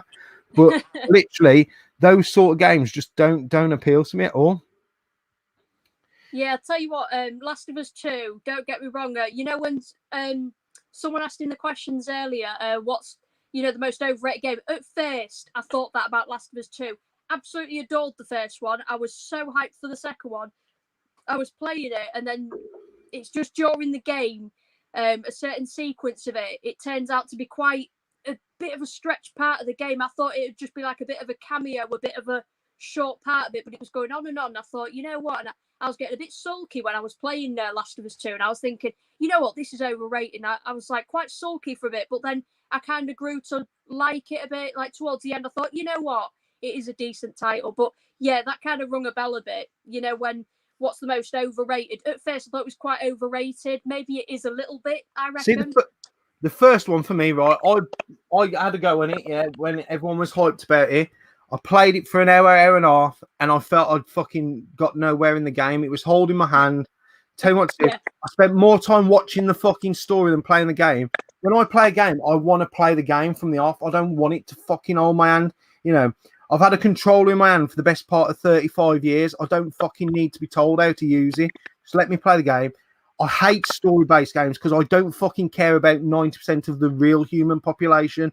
So I'm not going to give a fuck about anyone in a video game. I don't buy into the story side of stuff like that in a game. I really don't. And that's why I probably don't like any of the franchises mentioned above. That's quite huge for The Last of Us. Yeah, they do try and hit you with the feels and get you to connect with those characters. But I couldn't give a fuck if they died. I'll be honest with you. Yeah, that's it. If you're not bothered, Dana, then like you say, I'd try and kill some of them, like shooting the fucking dog on Duck Hunt. Sean, Retro Games Revive, has Holster bought into the Evercade trend? There is a trend currently at the moment. Everyone seems to be picking up Evercades. Is it a system you know about, or is it anything that interests you? Yeah, I've seen people pick them up, and not gonna lie, I've searched it a few times and had a look, but no, there's nothing. I haven't got any Evercade stuff. Like I say, I'd like to just get all the like originals of everything if I can. Not at present, but never know, maybe in future. Sneztastic says, what aspect of gaming pisses you off? For me, it's stealth. Makes me throw the controller. See, now I've just fucking answered that. Stories. You know, like when you was a kid and you're playing games and the cutscene come in and it says press X I'm like fucking skipping. Don't care. Don't fucking need to know what's going on in this guy's life. I just need to get to the next part of the game. I don't fucking need to know. I always skip cutscenes. Yeah, I hate cutscenes and stories. When you're really stuck into the game and you're in the zone, and then all of a sudden you see the two black lines come in. Do you know what I mean? Then you think, oh God, you just want to carry on, don't you? I'd say possibly stealth. Yeah, for me as well, because I do really like games like Hitman and Splinter Cell, but I can only play them in short bursts because I start getting restless. Even like with COD, you know, in your sniper missions, I love the COD campaigns and everything, but you know when you're with a sniper and that, and they're like, oh, come here and wait here and stuff, and it's like, do you know what I mean? Yeah, so I do. I am a sniper. I am a sniper. If you ask Sean, I'm team sniper. I love stealth. I love games like Tenchu Stealth Assassin was one of my favorite games. Oh, they're Metal great. Gear, the original. I like that. Getaway wasn't. There was some missions on the Getaway where you needed to be stealth when you were sneaking into the mobsters' hideout and stuff. I like stuff like that because normally you have to be precision perfect, and I like that satisfies my OCD with gaming, like being precision perfect with stuff like that. So I can say, possibly stealth does come to mind. Like I say, I can play it in kind of short bursts, but I don't mind some stealth games. Like you say, I enjoyed the Getaway, and I really like Manhunt. Yes, Manhunt, great game. Absolutely ace. I absolutely love that. But yeah, I'd say that's probably it. Because like I say, I love all my shoot 'em ups and everything, and I like all the action and stuff. So I can only cope with stealth for so long, and then like I say, it's only so long I get impatient, and then I'll just get killed because I'm rushing. Another question from Big Game Out. I'm hoping that you have this game. For Hollie, what do you think of body count? And question for Dana: why did you not buy it when I told you what games was worth getting? Al, why the fuck? Hang on, let me answer Al first. Why the fuck would I listen to any game that you say is worth playing? Because you buy shit like Hello Kitty on the GameCube. I rest my case. But over to you. I don't even know what game it is. He's obviously recommended to me, but I don't listen to fucking Al half the time. Yeah. I really enjoyed Body Count. I actually played it for the first time last night because I recently bought it. You probably saw it on the post. I bought it off a guy on, I think it was Galaxy Sega. I think it was on, I forget which group it is, but I think it was on the Galaxy. So, yeah, it's actually right here. Because, like I say, last night I fired up the Oh, hang on. I just fucking remember now which game he's on about. I asked you which games that guy was selling cheap. You never fucking mentioned that game at all to me, Al. Oh. Yeah, so I got Body Count. Nice and complete with Manuel, of course. So, yeah, I was buzzing with that. Because I've been looking at it for a while. But I never thought I'd get round to owning it, you know, because the price is like quite high. But like I said, I thought it was a fair price. I thought I'd snap it up while it was there. It's proper my type of game. I looked it up again on YouTube. I'd looked it up so many times. It was on like my wish list. And yeah, I just love it. Even playing it with a controller, because as you know, it's like a shooter up, a shooter game. So I don't know if it's best played with a Sega mouse. I'm not sure. Like, you know, for precision, obviously you've got the Menacer light gun, but I remember speaking to Sega Zombie. He said it's not that great, like responsiveness, like all accurate sort of thing. But yeah, even with the controller, really fun to play. So it's totally up my street, totally my type of game. So yeah, I really don't regret splashing out on that high end one. Yeah, you know what? I remember the conversation I've had with Al now, and I said to him, I said, any of these games any good? The guy had listed them. He goes, yeah, the one I've bought was his answer to me. And then he goes, all the rest are about going rate. That was the exact conversation he had with me. Tosser. Evening to the button bashers. Question from Retro Beta. But I mean, this has got to be like the hardest question to ever ask me. Which game, when you play, makes you smile the most? Do I look like a sort of person who fucking smiles? I'll let you answer first, Al, while I look around, hoping for something to make me smile. Honestly, I'm like a broken record because it'd be Resi 2, like because of the nostalgia. But if I wasn't going for Resi 2 and sound like a broken record, it'd possibly be maybe GTA Vice City, because that was my first ever game for the PlayStation 2, and it was amazing when I was finally allowed that. And I mean, not as in because of the age rating, it was allowed the whole console. I can't remember what my mum bought it for, like what occasion. I can't remember if it was Christmas or birthday. I can't remember what time of the year. But basically there was this big competition in primary school, and you had to like make a hat. It was like a hat parade, and so I told her, you know, you come over to your parents, you're like, oh yeah, you know, we've got to make a hat, and I can't remember what you won as a prize, whatever. But my mum stayed up. She stayed so late every night making this wedding hat. She made a really smart. It was the absolute dog's bollocks. And so I went there and wore it and everything. And there was like a catwalk in the assembly hall. And the headmaster was like, all right, go on and walk down in it. And I was like, oh, I can't do it. I got like stage fright and everything. And so, you know, I just went and sat back down and I didn't win it. And my mum went, oh, didn't you win it? Because it was really good, that hat. And I mean, it was the absolute dog's bollocks. And you'd have thought I'd have won it hands down over the other hats. And then, yeah, not long after, I went, no, I didn't win it. Then it blew over. My mum didn't know that I didn't actually model it, like go down the catwalk in assembly. And then not long after, it was like weeks after, I say my cousin, it was my uncle's partner's daughter. You know, when you say someone's your cousin, they're not actually, but you say my cousin. She said in front of all the family, she was like, oh, why didn't you wear it in assembly? My mum literally looked at me as if to say, when we get home.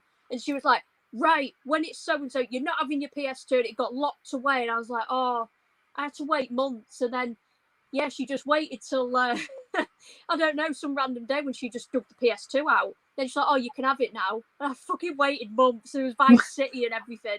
And so, oh, it just reminds me of that. Just knowing I had that PS2 sat there for months. And it was because of my confidence and that stage fright that I couldn't have it. And that was my big thing that's turned my confidence over the years. Be confident, or it'll bite you in the ass and you can't have your new console. Oh, honestly, yeah. So if it's not Resi 2, it'll be Vice City, because it reminds me of finally being allowed it after being deprived. See, fucking games that make me smile. Oh, surely you crack a smile. I've just looked over and looked at Monopoly, and that's made me smile. Purely for the only reason is I didn't think I had it and I was going to buy it. So that's made me smile. Gauntlet 2. Not so much now because Gauntlet 2 is a game you have to play with another player. But as a kid, I had a lot of fun playing that with my brother. When me and my brother now, like my brother's 50 this year, I'm 37. When we game together, we still make up silly little songs for the games. Like we can't just play the game. Like we have to make songs up for stuff. And I always remember we sing, you know that song, I've got the key, you've got the secret. I've mentioned this on another stream. True. And we used to play Gauntlet, you had to collect the keys. And my brother, like, whoever, one of us would say it like, you got the key, and I'll go, I've got the secret. Oh, or if it was even funnier, my brother used to find it hilarious to collect extra keys. He'd go, I've got the key, you've got the Black Death, which was the character, and he'd lay it out to chase me. So, like, stuff like that I find fun. Like, I have a laugh playing Warzone, I can't lie, with my brother. Because I like Warzone. I've got into that. As I say, like, because we don't just play the game, like, we'll take the piss out of each other, and you know, like you've got the most wanteds, the crowns. The other day we were playing, and I said to my brother, I went, "Oh, there's a bounty over there. Pick it up." And he picked it up, and it was the fucking crown, weren't it? The most wanted. So he was going mad because we were being hunted, and just stupid stuff like that. I do have fun gaming. I can't say I don't. Yeah, I like the. You've seen the Scottish gamers, the angry Scottish gamers, where like you wear your wee sister's socks, your grands are goth. So that makes me laugh because I start saying that over the headset. I'm like, your grands are goth. I used to remember watching a channel called General Minus, who used to go online and troll people in multiplayer on COD, and it was fucking brilliant. Some of the stuff he used to, like, he'd start the level on like team deathmatch where you can kill your own teammates and just shoot an RPG out the floor, and they'd all go mad. They go, "What the fuck are you doing?" He goes, "This is training. You need to get faster at the start," and they'd just be going mad. Everyone called him a wanker and everything like. Oh, it's like yeah, I know COD gets slated, but oh mate, it's such a laugh with your mates. It's great. Yeah, it's great. Marcus asks, "New house, is the new games room planned out?" Yeah, I'm a bit halted with the house hunting because of it's basically in a nutshell kind of certain rules that have changed since the pandemic. So I'm currently saving at the minute from a full-time job, and so at the minute I kind of can't make much progress. I've just got to keep saving until these rules are kind of reversed, and then I'll know what figure I'm looking at and what properties are realistic, if you get what I mean. But at the minute I can still go and view houses and things. So yeah, I'm sorting a viewing soon. I absolutely want a detached. I'm absolutely not having neighbours because ever since I was born, we've had awful neighbours at the old house, at this one. So yeah, I can't be doing that because I work shifts. I work night shifts as well. I can't be doing with neighbours. And obviously I do my YouTube, and I want to be able to record whenever. I don't want anything attached to my house at all. So yeah, I've just got my heart set on a detached one, 2 or 3 bedroom. 3 bedroom would be a bonus.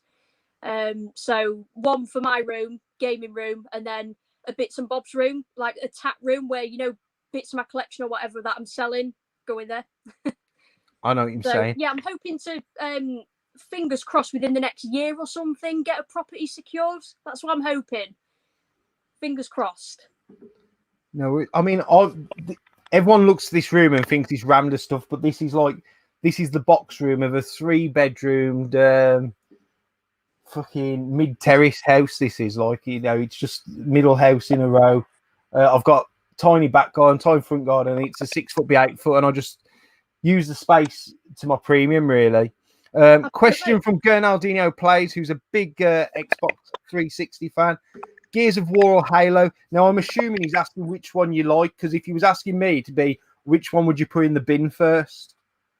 I'd say, I don't like to say bin, but... No, that's just me. That would be my answer, because he knows I don't like either. Yeah, I absolutely adore both, but I connect more with Gears of War. I absolutely love it. I think it's more... I love the gore, you know, the chainsaw and everything, especially Gears of War 2, where you get sucked into that big worm creature, and then you're literally slicing all its main arteries and its aorta and everything. You see it beating heart and stuff. So yeah, I geek out at that. I love that. So I love blood and gore and everything. So it's got to be Gears of War hands down. But still, I love Master Chief. I like it if I'm in that, you know, kind of space futuristic sort of mood to play Halo. But it's got to be Gears of War. It's incredible series. No worries. I'd like to add in on there, but I don't like either franchise really. I'm not. These lot all think I am an Xbox hater. It's just, you know, I've got no nostalgia for one. I've only ever owned an Xbox because it's been cheap, and it's always been generations after. You know, I've never, other than my 360 that I had at launch, it was a bag of shit and went back, and then I got the PS3. I've not owned an Xbox. Question from Stu. What does Holster's mom think of her gaming addiction? See, Stu asks this similar question every sort of time. Normally asks what the partner thinks. Yeah. Does your missus give you earache about your games collection, Stu, and you're not fucking telling us, or what? Yeah, what does my mum think? Because obviously, you know, I'm sure most of you know, at the moment I still live at home. Yet to have my own place. I'm like Bonnie Rabbit in 8 Mile because I live at home in a trailer. So yeah, she's absolutely at the end of a tether since the Del Boy and the selling the bits and bobs. She's at the end of a tether because it spread out this room into the hallway. I made a few vlogs over lockdown of how bad it's got and everything. And yeah, she's just like, you better clear all this up. And whenever I've got days off work, like I have been the past few days, she's always like, you know, every time I've had days off work, there's all stuff all over and shit. That's the best latest quote in the living room when I'm doing eBay items or whatever. This is a living room. It's a room to live in. Oh, it's amazing. So yeah, she's at the end of a tether. She comes in whenever I don't bring my washing in, and she's got it. She comes in and brings the washing. She's just fucking cartwheeling it in. You know. I mean, obviously, like I've done a bit more this year because of obviously no gaming events. Like I used to sell regular gaming events. Obviously, they're not there on. And the stock kept piling up. Like I've done them silly little shorts videos showing like my shed, and I showed the room at my mum and dad's. Now, if any of you don't know, my mum did pass away last year, but I didn't wait for mum to pass away and then decide to go to my dad's and say, right, I want that spare room to put everything in. It was something that had been planned that almost like because mum was homebound that I was going to get her to help me to do, because mum already used to take in all my eBay parcels, even though I hadn't lived at home for like 8 years. It gave us something to do, to get up and answer the door and stuff every day when I was having packages from either eBay or Amazon. And it was just convenient because I knew she was in all day. Yeah. My mum, bless her, she used to moan for the sake of moaning. Like, she moaned for, like, when I lived at home, the state of my football kits all the while. Yet the year I ran a football team, she washed the whole team kits for a year and never moaned once. It was just, mum just like moaning at me. But she actually she said, you're quite good at this selling. Why don't you look at it as something to do when you retire, or because my dad was originally going to retire. Obviously, he's not that bothered now because mum's not there. And I was always going to have that spare room and just get mum packing stuff for me and almost get her involved because she was quite keen on it. And then when she passed, I almost was going to give the idea up altogether. And then I thought, well, no, because she told me I could have that room anyway for my stock and everything. And like, it was just going to be for my stock for events originally, because obviously COVID wasn't a thing at the time. And now it's just more of a stuff to shift my stuff on eBay or what I'm going to sell in groups. And it kind of gave me a motivation of, you know what, I should have done it because my mum thought it was a good idea. So it gave me the kick up the ass to actually do it. And it's quite funny because my mum would buy the shittest of shit things. Like, there's about 8 cat pictures on the wall that I won't take down because they were mum's. And there's a cactus. If you look, there's a picture of a cactus. Like, not a picture of a cactus, there's an actual cactus. If I have fucking pricked myself on that 10 times, I've done it 100. But I won't move it out of the room because it was one of the few things that was left in there, because it used to be mum's dialysis room when she was on kidney dialysis. So I've just kept it because it just reminds me of her, like, sort of thing. So just daft things like that. So absolutely, you definitely need your own space when you're reselling. Because are you like me? Like, when a box comes in the house, no one's allowed to get rid of it. You got to keep that box. I need that.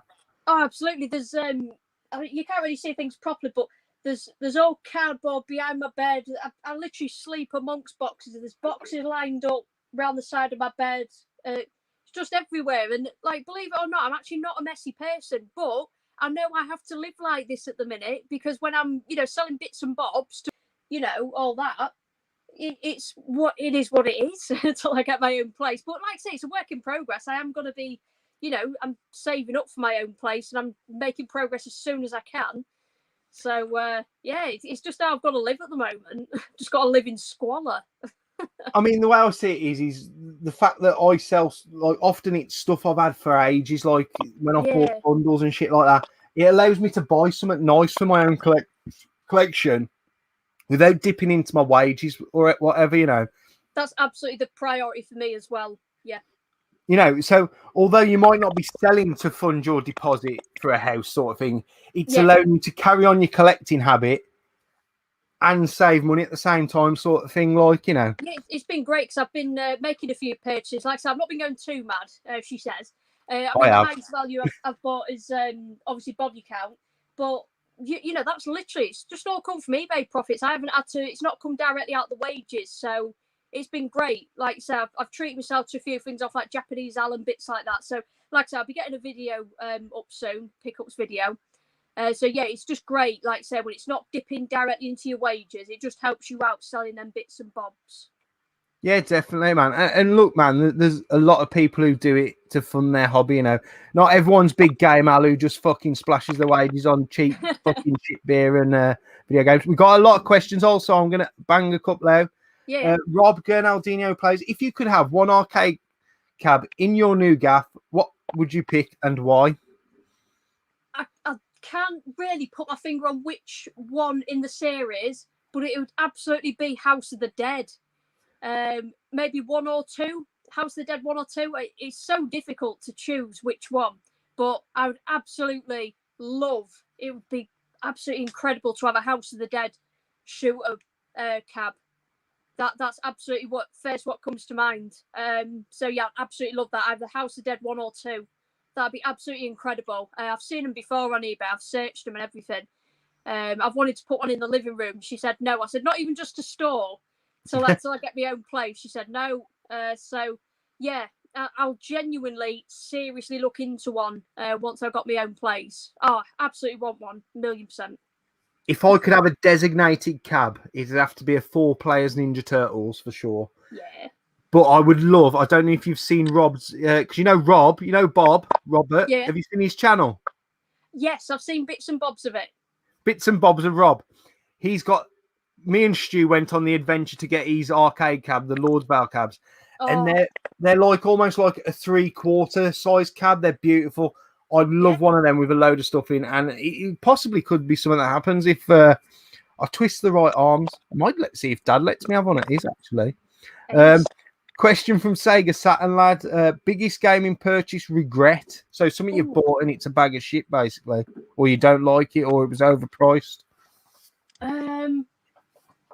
No good me looking around because I wouldn't have kept it, would I? I'm trying to think of anything I've. I'll tell you what it was.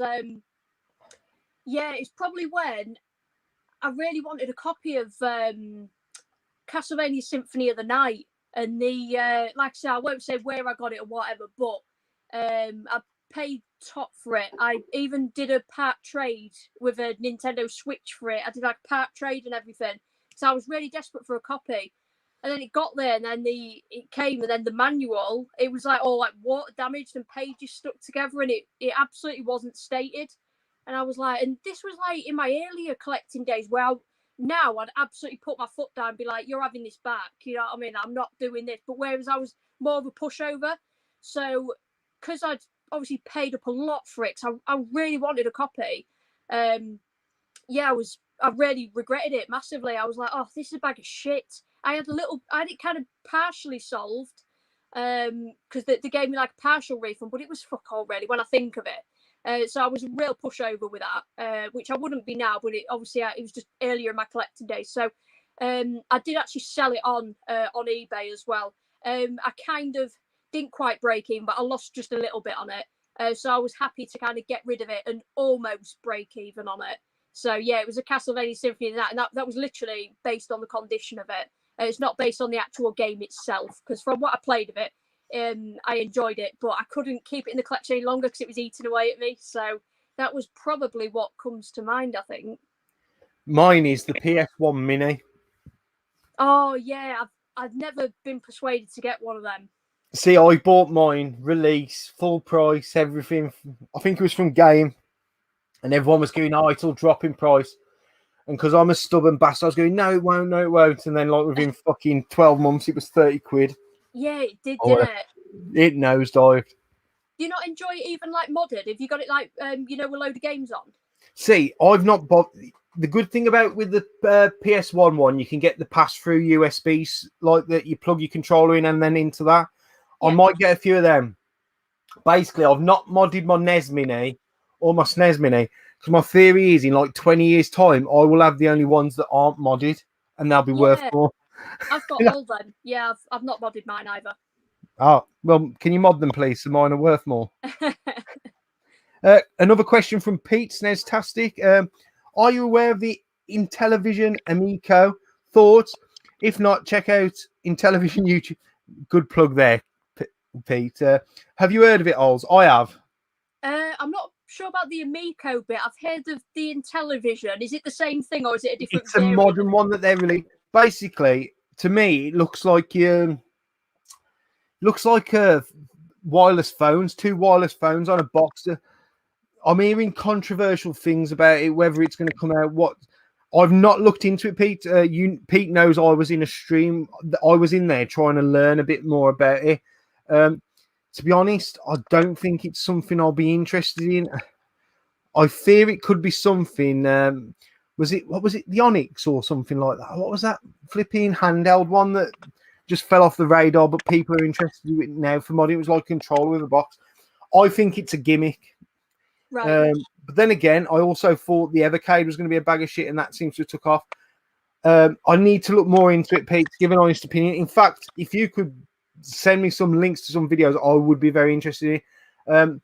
But I know the Atari one's not getting the greatest of rave reviews, the modern ones. Then I think sometimes probably some systems should be left and companies maybe left alone. The whole look of the system doesn't appeal to me. It looks like two wireless phones on top of a fucking charger port sort of thing.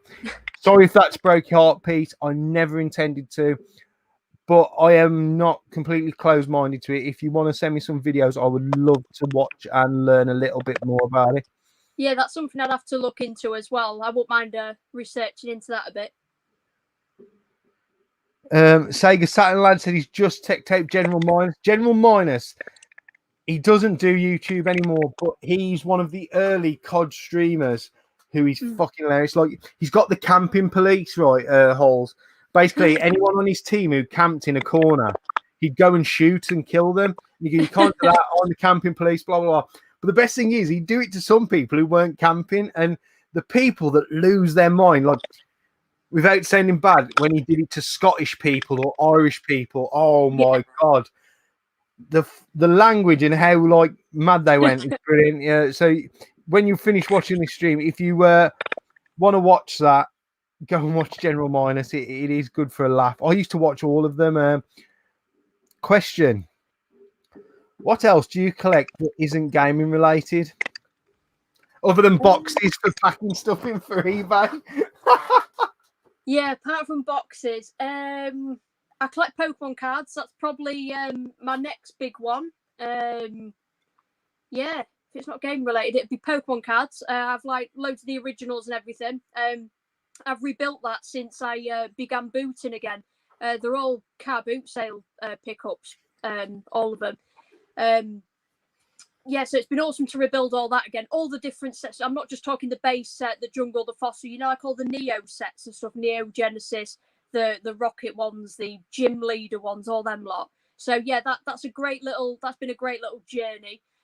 So yeah, I've got absolutely loads, and I'm really proud of my collection. There's loads of gaps still to fill in. So yeah, I'm still like on the quest with that. Also, I really like Pogs as well. Did you ever have Pogs? Oh, yes, I had Pogs. Yeah, because the problem is, like, I've had to rebuild my Pokemon cards because I remember in primary school, the big school bully came up to me and was like, "Oh, I'll swap all your Pokemon cards to these Pogs." And obviously, Pogs, they've ended up worth fuck all. That I was too scared. I was like, "Yeah." And then so I lost all my Pokemon cards. So I had to rebuild them up since I started booting. Came across a load of Pogs at the car boot, which was awesome. Six. My mum gave all mine away years ago, so I had to rebuild my Pogs. So that they've been good. With the plastic slammers, then you have the massive fucking metal ones that are about as big as my head. Do you remember metalins that were like a ninja star, like with the spikes and things round? Yes. I remember having some of them. Yeah, like the spike ones. Yeah. So yeah, little daft things like that, and proper guilty pleasure. You would absolutely not expect this of me, but I really like Polly Pockets. I used to have them as a kid. I've got a proper guilty pleasure because I used to love it's just all the nostalgia. I found a banging Polly Pocket for £1 on the car boot ages ago. It's like a star one, a nice pink one, and I just love all the little models and furniture in them. So you absolutely wouldn't expect that of me, but I love Polly Pockets. I wasn't expecting you to say Polly Pockets. Collecting for me, as I've said before, I got it from my mom because my mom was a collector. Oh. And like whenever I've got into getting something, I don't just get one. Like in my late teens, early 20s, I collected football shirts. I had about 40 football shirts, different ones, different countries. I've still got a few now, but I'm not as bad as I was before. Action figures, now I've cooled it down to that I just collect video games because literally, as I say, as a kid, like I used to collect, like the books where like you used to have the first issue and it was $1.99, and then after that it was $5.99, and no one else bothered getting it. Yeah, I was the kid who bothered getting it because my mom would do it.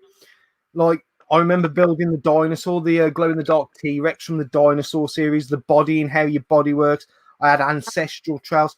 I had stuff like fucking money from around the world, fucking wow, some rocks. Oh god, what were they called? Treasures of the earth, man.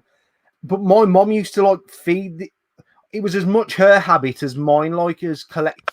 Like my mom collect ornaments and thimbles. Like she's got thousands of thimbles that I think my brother's having those. Wow.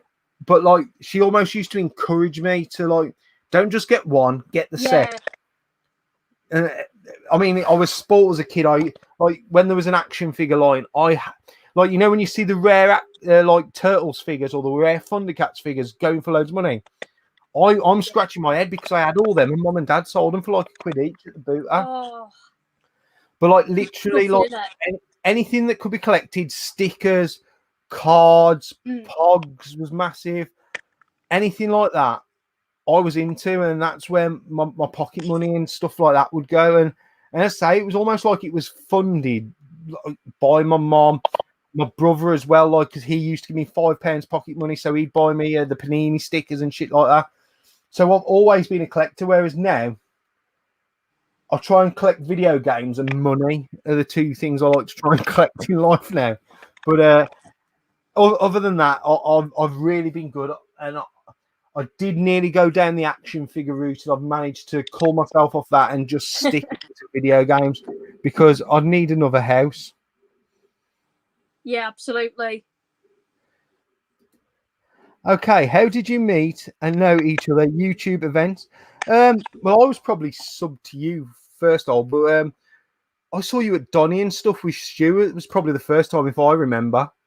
Yeah, I think so. I think that's the first time I remember seeing you, and then I checked out your channel, I think. So, yeah, I think it's been incredible. Like, just starting the YouTube journey, like I genuinely thought I'd just be on my own with it.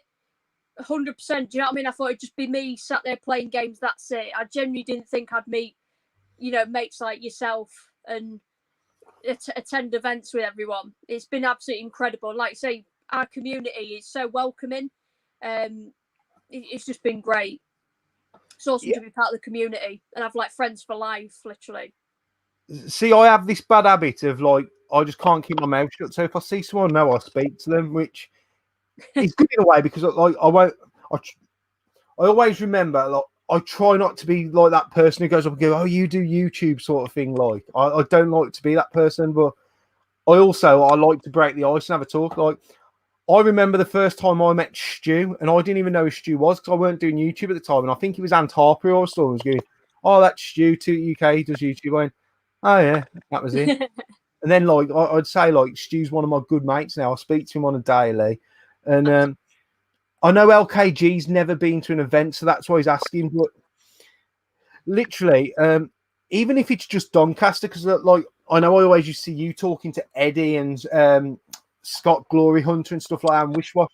Everyone gets their own little huddle and everyone talks to each other. Yeah. And when you go to like, I remember me and you playing Golden Axe at Arcade Club, like, Yeah. I try and mingle and bounce around everyone, and everyone's pretty much the same. There's like no exclusive groups. There's no one who doesn't talk to anyone. Absolutely. One thing I will say is if you are a dickhead, you usually get found out pretty quick. But 99.9% of people I've met on YouTube are genuine good, and I have a good laugh. I think this might be some relative to you. Hey, that's my cousin Luke. What's the best bag you purchased on eBay or car boot sale? He's saying hello, because we say it in high pitched voices over headset because it's Faulty Towers, Mrs. Richards when she can't hear with that hearing aid. She's like hello.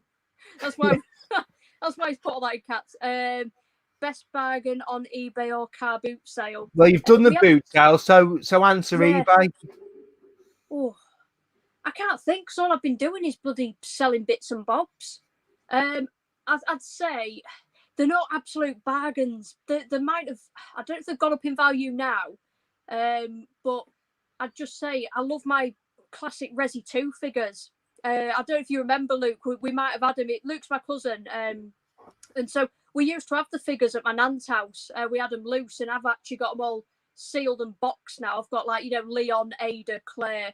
The Hunter. Who's the one in the red dress with the ridiculously large boobs? That's an original Resident figure because I've got that one. Yeah. Or I used to have. Yeah, basically, I was looking for them on eBay for ages, and someone must have been selling the collection. They'd put them on separately, and I was just desperate for them. I thought, I really need them. I just literally stuck maximum bid on all of them, ended up winning a lot of them. So, and they're literally just one of the best bits of my collection, so it's got to be I'll grab one of them right now. I'll just grab the just to show you which ones they are, but that's the Leon one with the liquor. So all really nice and sealed. So these are the figures I'm talking about. Them are nice, them are. Who makes those? Who makes them? So is it Toy Biz? Is it Toy Biz that make those? I think it's these ones that are Toy Biz as well. Yeah, they are. It says it in the corner, just there. They make such great figures, Toy Biz. Yeah. Oh, unreal. Was there a Resident Evil figure in that line called William or something?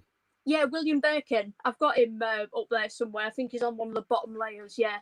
See, this is where I go off on a tangent now and remember one of my mates, Gammon. In fact, I told Russ Retro Bear about Gammon. He's the kid who used to sleep against the radiator, and Al used to kick him when he opened the windows.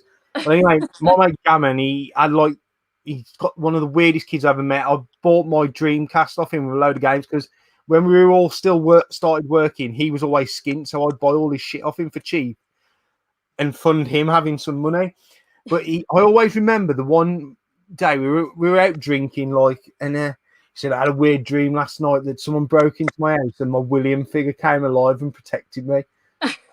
You mentioning that just remembered me of some of the bullshit that my mate Gammon used to come out with. And his name was Gammon, not because he ate gammon or he was a gammon, is he once had a limp. So we said he got a gammy leg, and that was his nickname for the rest of his life. He was known as Gammon because he had a gammy leg. You say that, don't you? Yeah, gammy leg. That's what a dream. Woodland's in the house. Carl, one of the first guys I used to watch on YouTube and used to speak to. I wish he did more content and brought his FIFA streams back. Such a nice guy. I don't like praising him too much because he's a bit of a dickhead as well, but I do like Carl. Question from Snestastic: who's your favourite pop princess of all time? Is that to do with the Polly Pockets? Pop princess? Oh, I've no idea. I don't know names. I'm not that. Oh, is he saying? Hang on, I know what he's asking then. Pop princess would be is that like a singer or something? That's what I was thinking. Are you thinking singer? Yeah, I think it's because I know Snestastic's a big Britney Spears fan. Oh, I'll tell you who has to be mine. It's got to be Avril Lavigne. Skate yes! Boy. It's got to be Avril. Oh, she's ace. Brilliant. Oh, my God. In fact, I think I've still got my original CDs down there. The first two albums were brilliant for me. First two albums were brilliant. Yeah, it's incredible. I saw a first album in the charity shop. I need to get that for the car, I reckon. I still get CDs for the car when I find them cheap. I love playing CDs in my car. So yeah, it's got to be Avril. Like I say, Skater Boy started it all. I used to have a bad crush on her as well back in the day as well. I'm not even going to lie. But yeah, the first two albums were brilliant.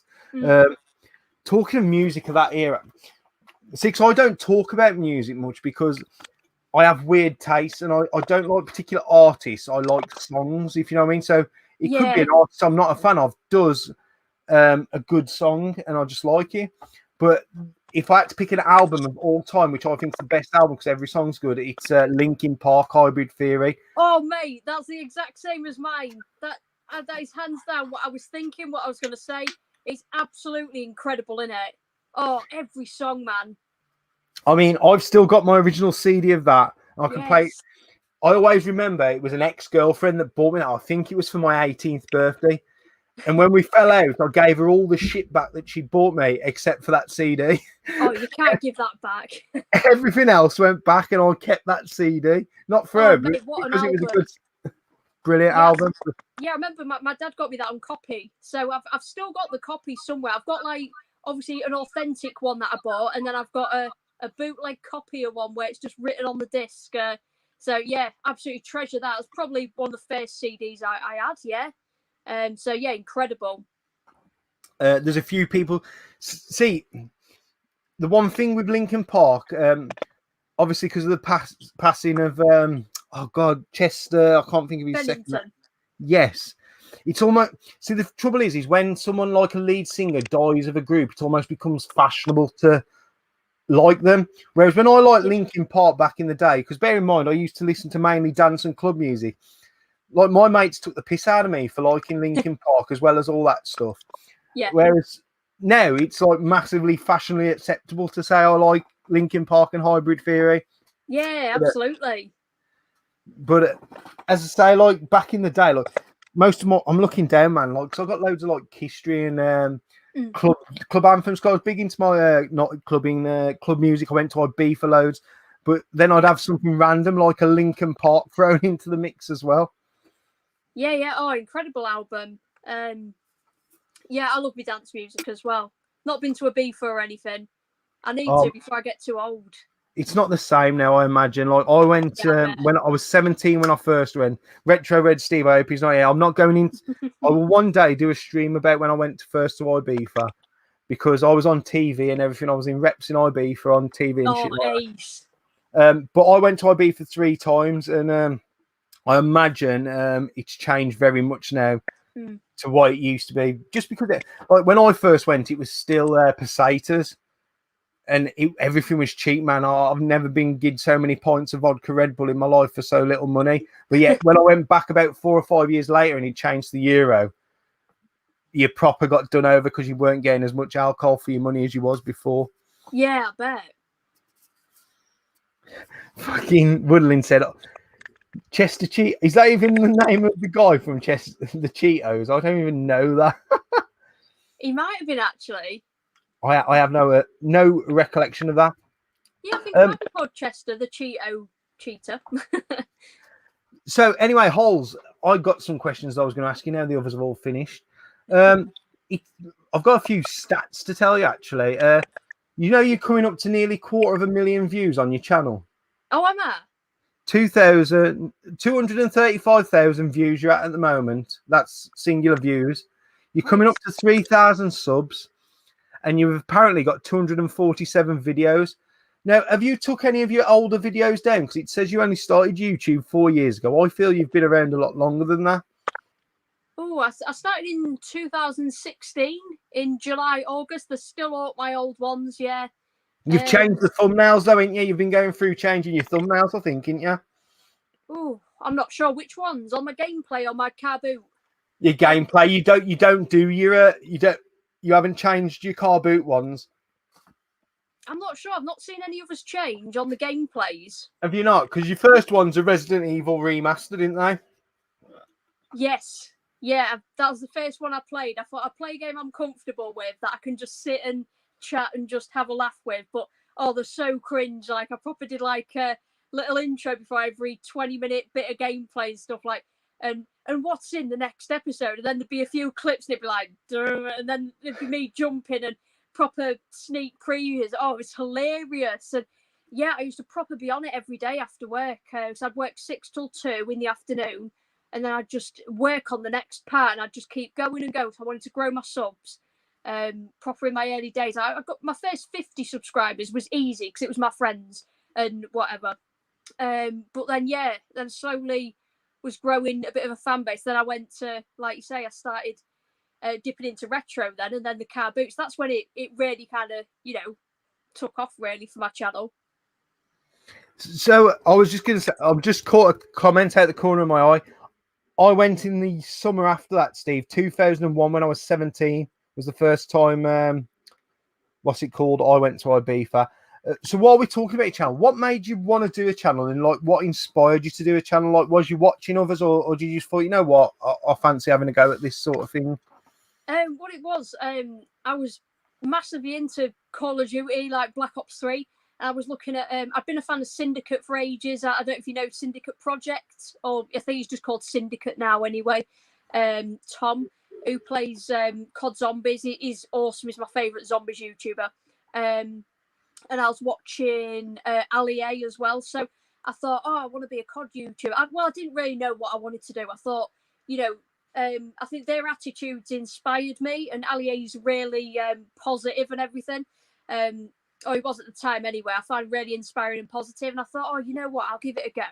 And so, yeah, I just did that to focus on gameplay and everything. And I thought, I'll do a bit of COD, I'll do my survival horror, and just kind of see where it goes, because it was just kind of like I was in a bit of a difficult place in life, really, because I was really, really upset, like having to come home from America, because I could have done another 2 years. I got offered in colleges all over America, because after we'd done 2 years at this college, you moved on to another one to do your final 2 years. And so we'd put together our own footage of us playing, of our best moments, and then coaches would view that, and then you'd get offers. So I got offers from just everywhere, all up states in America, and I had to turn everyone down. And it's like, it's a horrible feeling to have to say, I can't afford it, sorry, and come home. So I needed something to look forward to. So I was like, can't just sit around moping. I thought, because it is horrible coming home from out there, like, because it's a different world, and I loved it, living a bit of a kind of footballer lifestyle out there, college athlete as they call it, because you're quite spoiled. You get like, put up in 4 and 5 star hotels and stuff with pools and everything. I've never been in a hot tub or a jacuzzi in my life. I was like, and to them it's just normal life. And it was awesome. Absolutely loved it. So I thought, geez, I need something to focus on. And yes, I thought, let's start YouTube. And out there, I was kind of limited with my gaming. Obviously, I didn't dip into retro or anything. It was kind of the basics, because obviously money was tight. I funded an American Xbox, and so it was just basically that and COD that I focused on, just the main games. So yeah, I was like, let's make a YouTube and see where we go from there. And then it resulted in all this, all this chat. Well, you've obviously took something that was a negative and turned it into a massive positive. Yeah. While we talk, you mentioned a video earlier, your car boot hunting video from September 2019. That got 12,500 views. And then your next closest one is March 2018, which was your Doncaster live hunt. And that got 6,200 views. That's cool. There's a lot of channels like Game Boys are awesome. Patch the Gamer, he gets a lot of views on his live car boot. So that must not just be the gaming YouTubers. There must be a lot of interest. Because I'm like it. I like to see what other people find at the boot sale to grow my knowledge, to learn a little bit more. But you're a lot braver than me. I'm really not comfortable with wearing a camera around the boot sale or anything like that. So how do you get on with that? Because it's quite a brave thing to do, and that's coming from me. And I'm a confident, big-headed twat, and I can't do it. So. Yeah, you know what? I've never actually been, I wouldn't say confronted at all. I've been questioned, like, not even in an intimidating way. They've just said, "Oh, what's that?" And that was it. Like, so I've just just sometimes joke and say I'm security, but I'm not really messed about. I just say, oh, no, I'm really messed. I was like, oh, I just film what I pick up, sort of thing, and they're just like, oh, right, yeah, and that's it. Leave it at that. It's funny because people at work, everyone, they started to discover my channel. I'll be at A&E and they'll be like, hey, what's all this about your YouTube channel? I'll be like, oh, fucking hell, here we go. And yeah, they're like, that's all right, what you do at the car boot, and it's really funny. And yeah, someone said to me at work, they're like, because I'm there on my break sometimes. I'm either sat socialising, or if there's not many people about, I'll just literally be on my phone watching a car boot video or whatever. And, you know, people will be over my shoulder like, what do you get out of watching other people? I'm like, it's great because it's like, you don't know what they're going to find. Like, it's like watching a TV show, bargain hunters, porn stars, storage wars. You don't know what they're going to find. And, you know, so why not? If you can do that, get your GoPro on and just have your own little show going on. It's great. I've had a GoPro since I started my channel, and the only time I've ever used it is at events when I feel comfortable on. I'd love to do it around the booters. But the trouble is with Dudley is every fucker's on the dole, man, and no one works. So they all think I'm in land revenue coming to check on the booter. Yeah, you know, but I might do it in the future. I would like to do it. It's one of the reasons why I'd really like to hit 1,000 subs on my channel, because it unlocks that ability to stream live. I'd really like to have a go at streaming live from the booter, and obviously I wouldn't be able to interact with the comments, but it'd be fun for me to read back and see if I missed anything. But I think unless you're like a hardcore car boot sale rummager like you are, like myself, like Tootie, who get up at the crack of dawn and rummage, you don't understand that excitement you get from watching someone else get something and you think, oh, you jammy bastard, and stuff like that. I think unless you do it, you don't get, like you say, your mates ask you, why the fuck are you watching that? Well, it's because you're like, I've had that buzz when I found this sort of thing, and it is a it is like a drug and addiction, because I love turning up at the boot sale. I moan like fuck if it's cold normally or wet, but then I'll find someone, I'll think, this is why I fucking do it, sort of thing. Oh, it's great. And you can even get a little bit of a buzz when you're editing the footage back and you're like, oh, this is going to be great. Do you know what I mean? You're like, oh, people love this. So, like you say, and because we watch each other, like, you get even more of a buzz. Like, you're happy for that person because it's one of your mates, innit? Like you say, you can say, oh, you jammy bastard or whatever. And then it's like, oh, I'm buzzing for so-and-so. He found this and he got this for a bargain. It's great. And then there's also, I think there's the dark side of it, because you could watch something back, be editing, you're like, oh, I missed something. That's a dark side of it. Or someone commented on your video, they're like, oh, why didn't you pick that up at so-and-so? And you'll scroll to it and you'll be like, oh, fuck. Or even worse, because when I'm approaching the stall, I never notice anyone else who's there. I'm looking at the store. And what pissed me off is if you see someone pick something up just as you arrive into the store that you'd buy, that would break my heart. Because that breaks my heart at the booter. Like, I remember last year, I walked away from a store because they weren't bringing anything out. And then literally, I heard this clatter on the floor. They've dropped a load of Star Wars figures in a bag, and someone's straight. I'm like, you bastard, sort of thing. Like, I'm just thinking, gutted. A lot of the time, everyone says boot sales look, but you create your own look with the boot sales. If you put yourself out there, if you do the legwork, you will find stuff all the time, I think. Oh, yeah, you do, absolutely. Like you're saying, you've not got to live in a massive town full of money and everything. Because, like you say, I'm from Grimsby, it's like, you've not got to be in a massive, you're not going to be in London or anywhere big like that. Yeah, because sometimes it's happened to me, you know, when I've missed out on things and I've realised in the footage, but I'll do a bit of a light-hearted edit. Like I did, I missed out on some, I think it was like some Master System games. I was hovering around the stall, and then this other like trader went up and got them for like £1 each. And I did the Metal Gear Solid alarm sound, you know, it's like, duh, and then I did a little cut out of me in the corner like that, just a bit of a light-hearted joke. So I kind of do that. But I'll tell you what, the biggest thing I've missed out on at a booter, and I've seen it because I follow another trader. It's not exactly someone who I talk to. It's just someone who I know their eBay name, so I know their store. So I went and looked because so-and-so said, oh, he went and put that on eBay. And I was like, do I go and look? What it was a Looney Tunes, is it, Marvin the Martian. Yes. Really solid figure. It wasn't massive, but it was, I don't know. More like a statue, like one of the Warner Brothers sort of things, like a really solid statue, and I'd missed it, and this reseller had picked it up, and he'd sold it on eBay for 140. So I'd gone past it on the footage. I was like, oh, fuck it, that's See, probably I'm glad you say that, right? Because like I've been booting regularly around here now, and when I say regular, I'm talking 5 to 6 booters a weekend during like the active week. And if I have a day off in the week, there's literally I can go to a booter every day. So in that like 6-7 years, you get to know everyone. Like some people get nicknames, some people I find out their real names. But the worst thing happens is if you find out one of their eBays. Like there's the two I call the smellies, man. Like they wear the same clothes Monday to Friday. Yeah, I ain't even shitting you. But I reckon it's just a ploy because I found out they live in a posh town, right? Oh, wow. I reckon they're fucking minted, but they wear the scruffy clothes to get the old sympathy act, right? Some can, some do that. But I found out what their eBay was, and I went up there, and it's constantly got thousands of listings. I'm thinking, that's just the stuff that he gets that's good, because I know the other stuff that he can make, he puts on his store. And it's the worst you can ever do, because you get a little bit of the envy sort of thing. You're like, you bastard, look at the stuff you've got. So obviously, he doesn't collect. Like, look, I can't knock the guy, because at the level he's doing that, he's got to be like going through the books and everything, because he can't be making money he's doing and not record it. And he puts the legwork in. But he's just an horrible bastard, and it does annoy me. Yeah, like but it's his living, and it would be. It's like me, my job's plastering in it, so like, if I was undercutting people or doing something shady, I'd expect people to not like me. This guy's living. He's rude as well, man.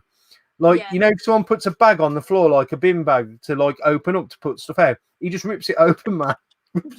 rips the people's bags open, chucking it all on the floor. I'd be telling him to piss off, I would. Unreal, isn't it? Yeah, some of them, like I say, I do patiently wait. I just patiently politely hover around. I used to be a lot more naive and backwards in going forwards than I am now. Now I'm a bit fucking ruthless, and I'll use my body weight and shoulders to get people out of the way if I need to.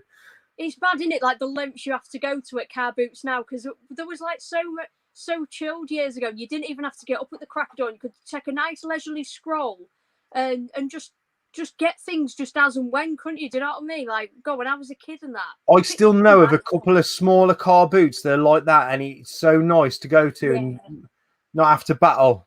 But I don't get the quantity of stuff that I need. So, Holds, we're coming up to the 2-hour mark, so I'm going to have one more last question for you. Yeah. What is the plan for your channel going forward? Do you have any plans? What do you hope? I'd say, because obviously I've got into my bits and bobs with selling to help fund the collection. Like you said, it's great not to have to dip into your wages, so it's a great way to fund the collection. So that will be like I said, my wheeling and dealing, that will be how I'm basically funding my collection. So hopefully a bit more wheeling and dealing now, kind of tapped into the world of selling, and just more pickups videos when I can. Admittedly, I've not picked up as much as I'd have liked to recently. I'm just making game pickups as and when I can. Because, like I say, it's just difficult when I'm saving for my own place.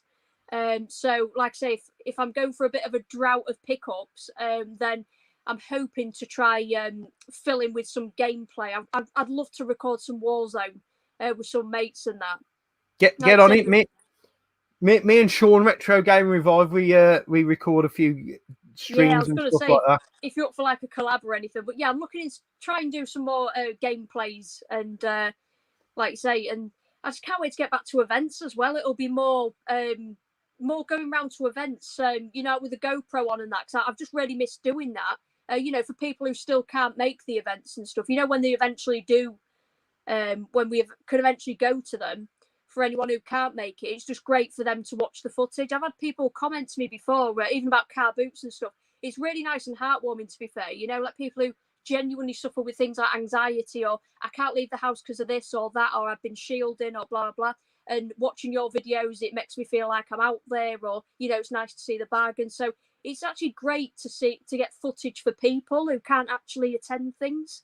It's just really cool for them to sit back and watch. I get a lot of joy doing my event footage, and you know what? The fact that the events have been took away from me for the last 18 months, I think I'm going to go to more in the future. Like even the ones that are a little bit more further afield, just because if this ever happens again, I'm gonna miss them.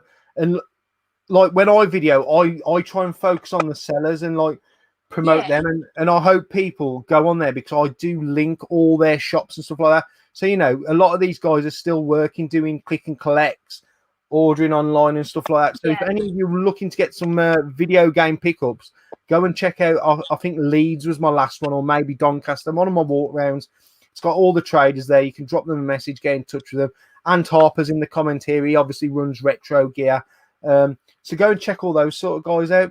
So Holes, it's time to say goodbye, and I just want to say thank you for giving up your time and coming on tonight. I hope you've enjoyed it, and I want to sign off like I always do, where I'll get a message from you to everyone watching. But whilst Holes is doing that, if we could all drop a 1 in the comment to show our support for Hole working on the front line during these difficult times as well, please, guys.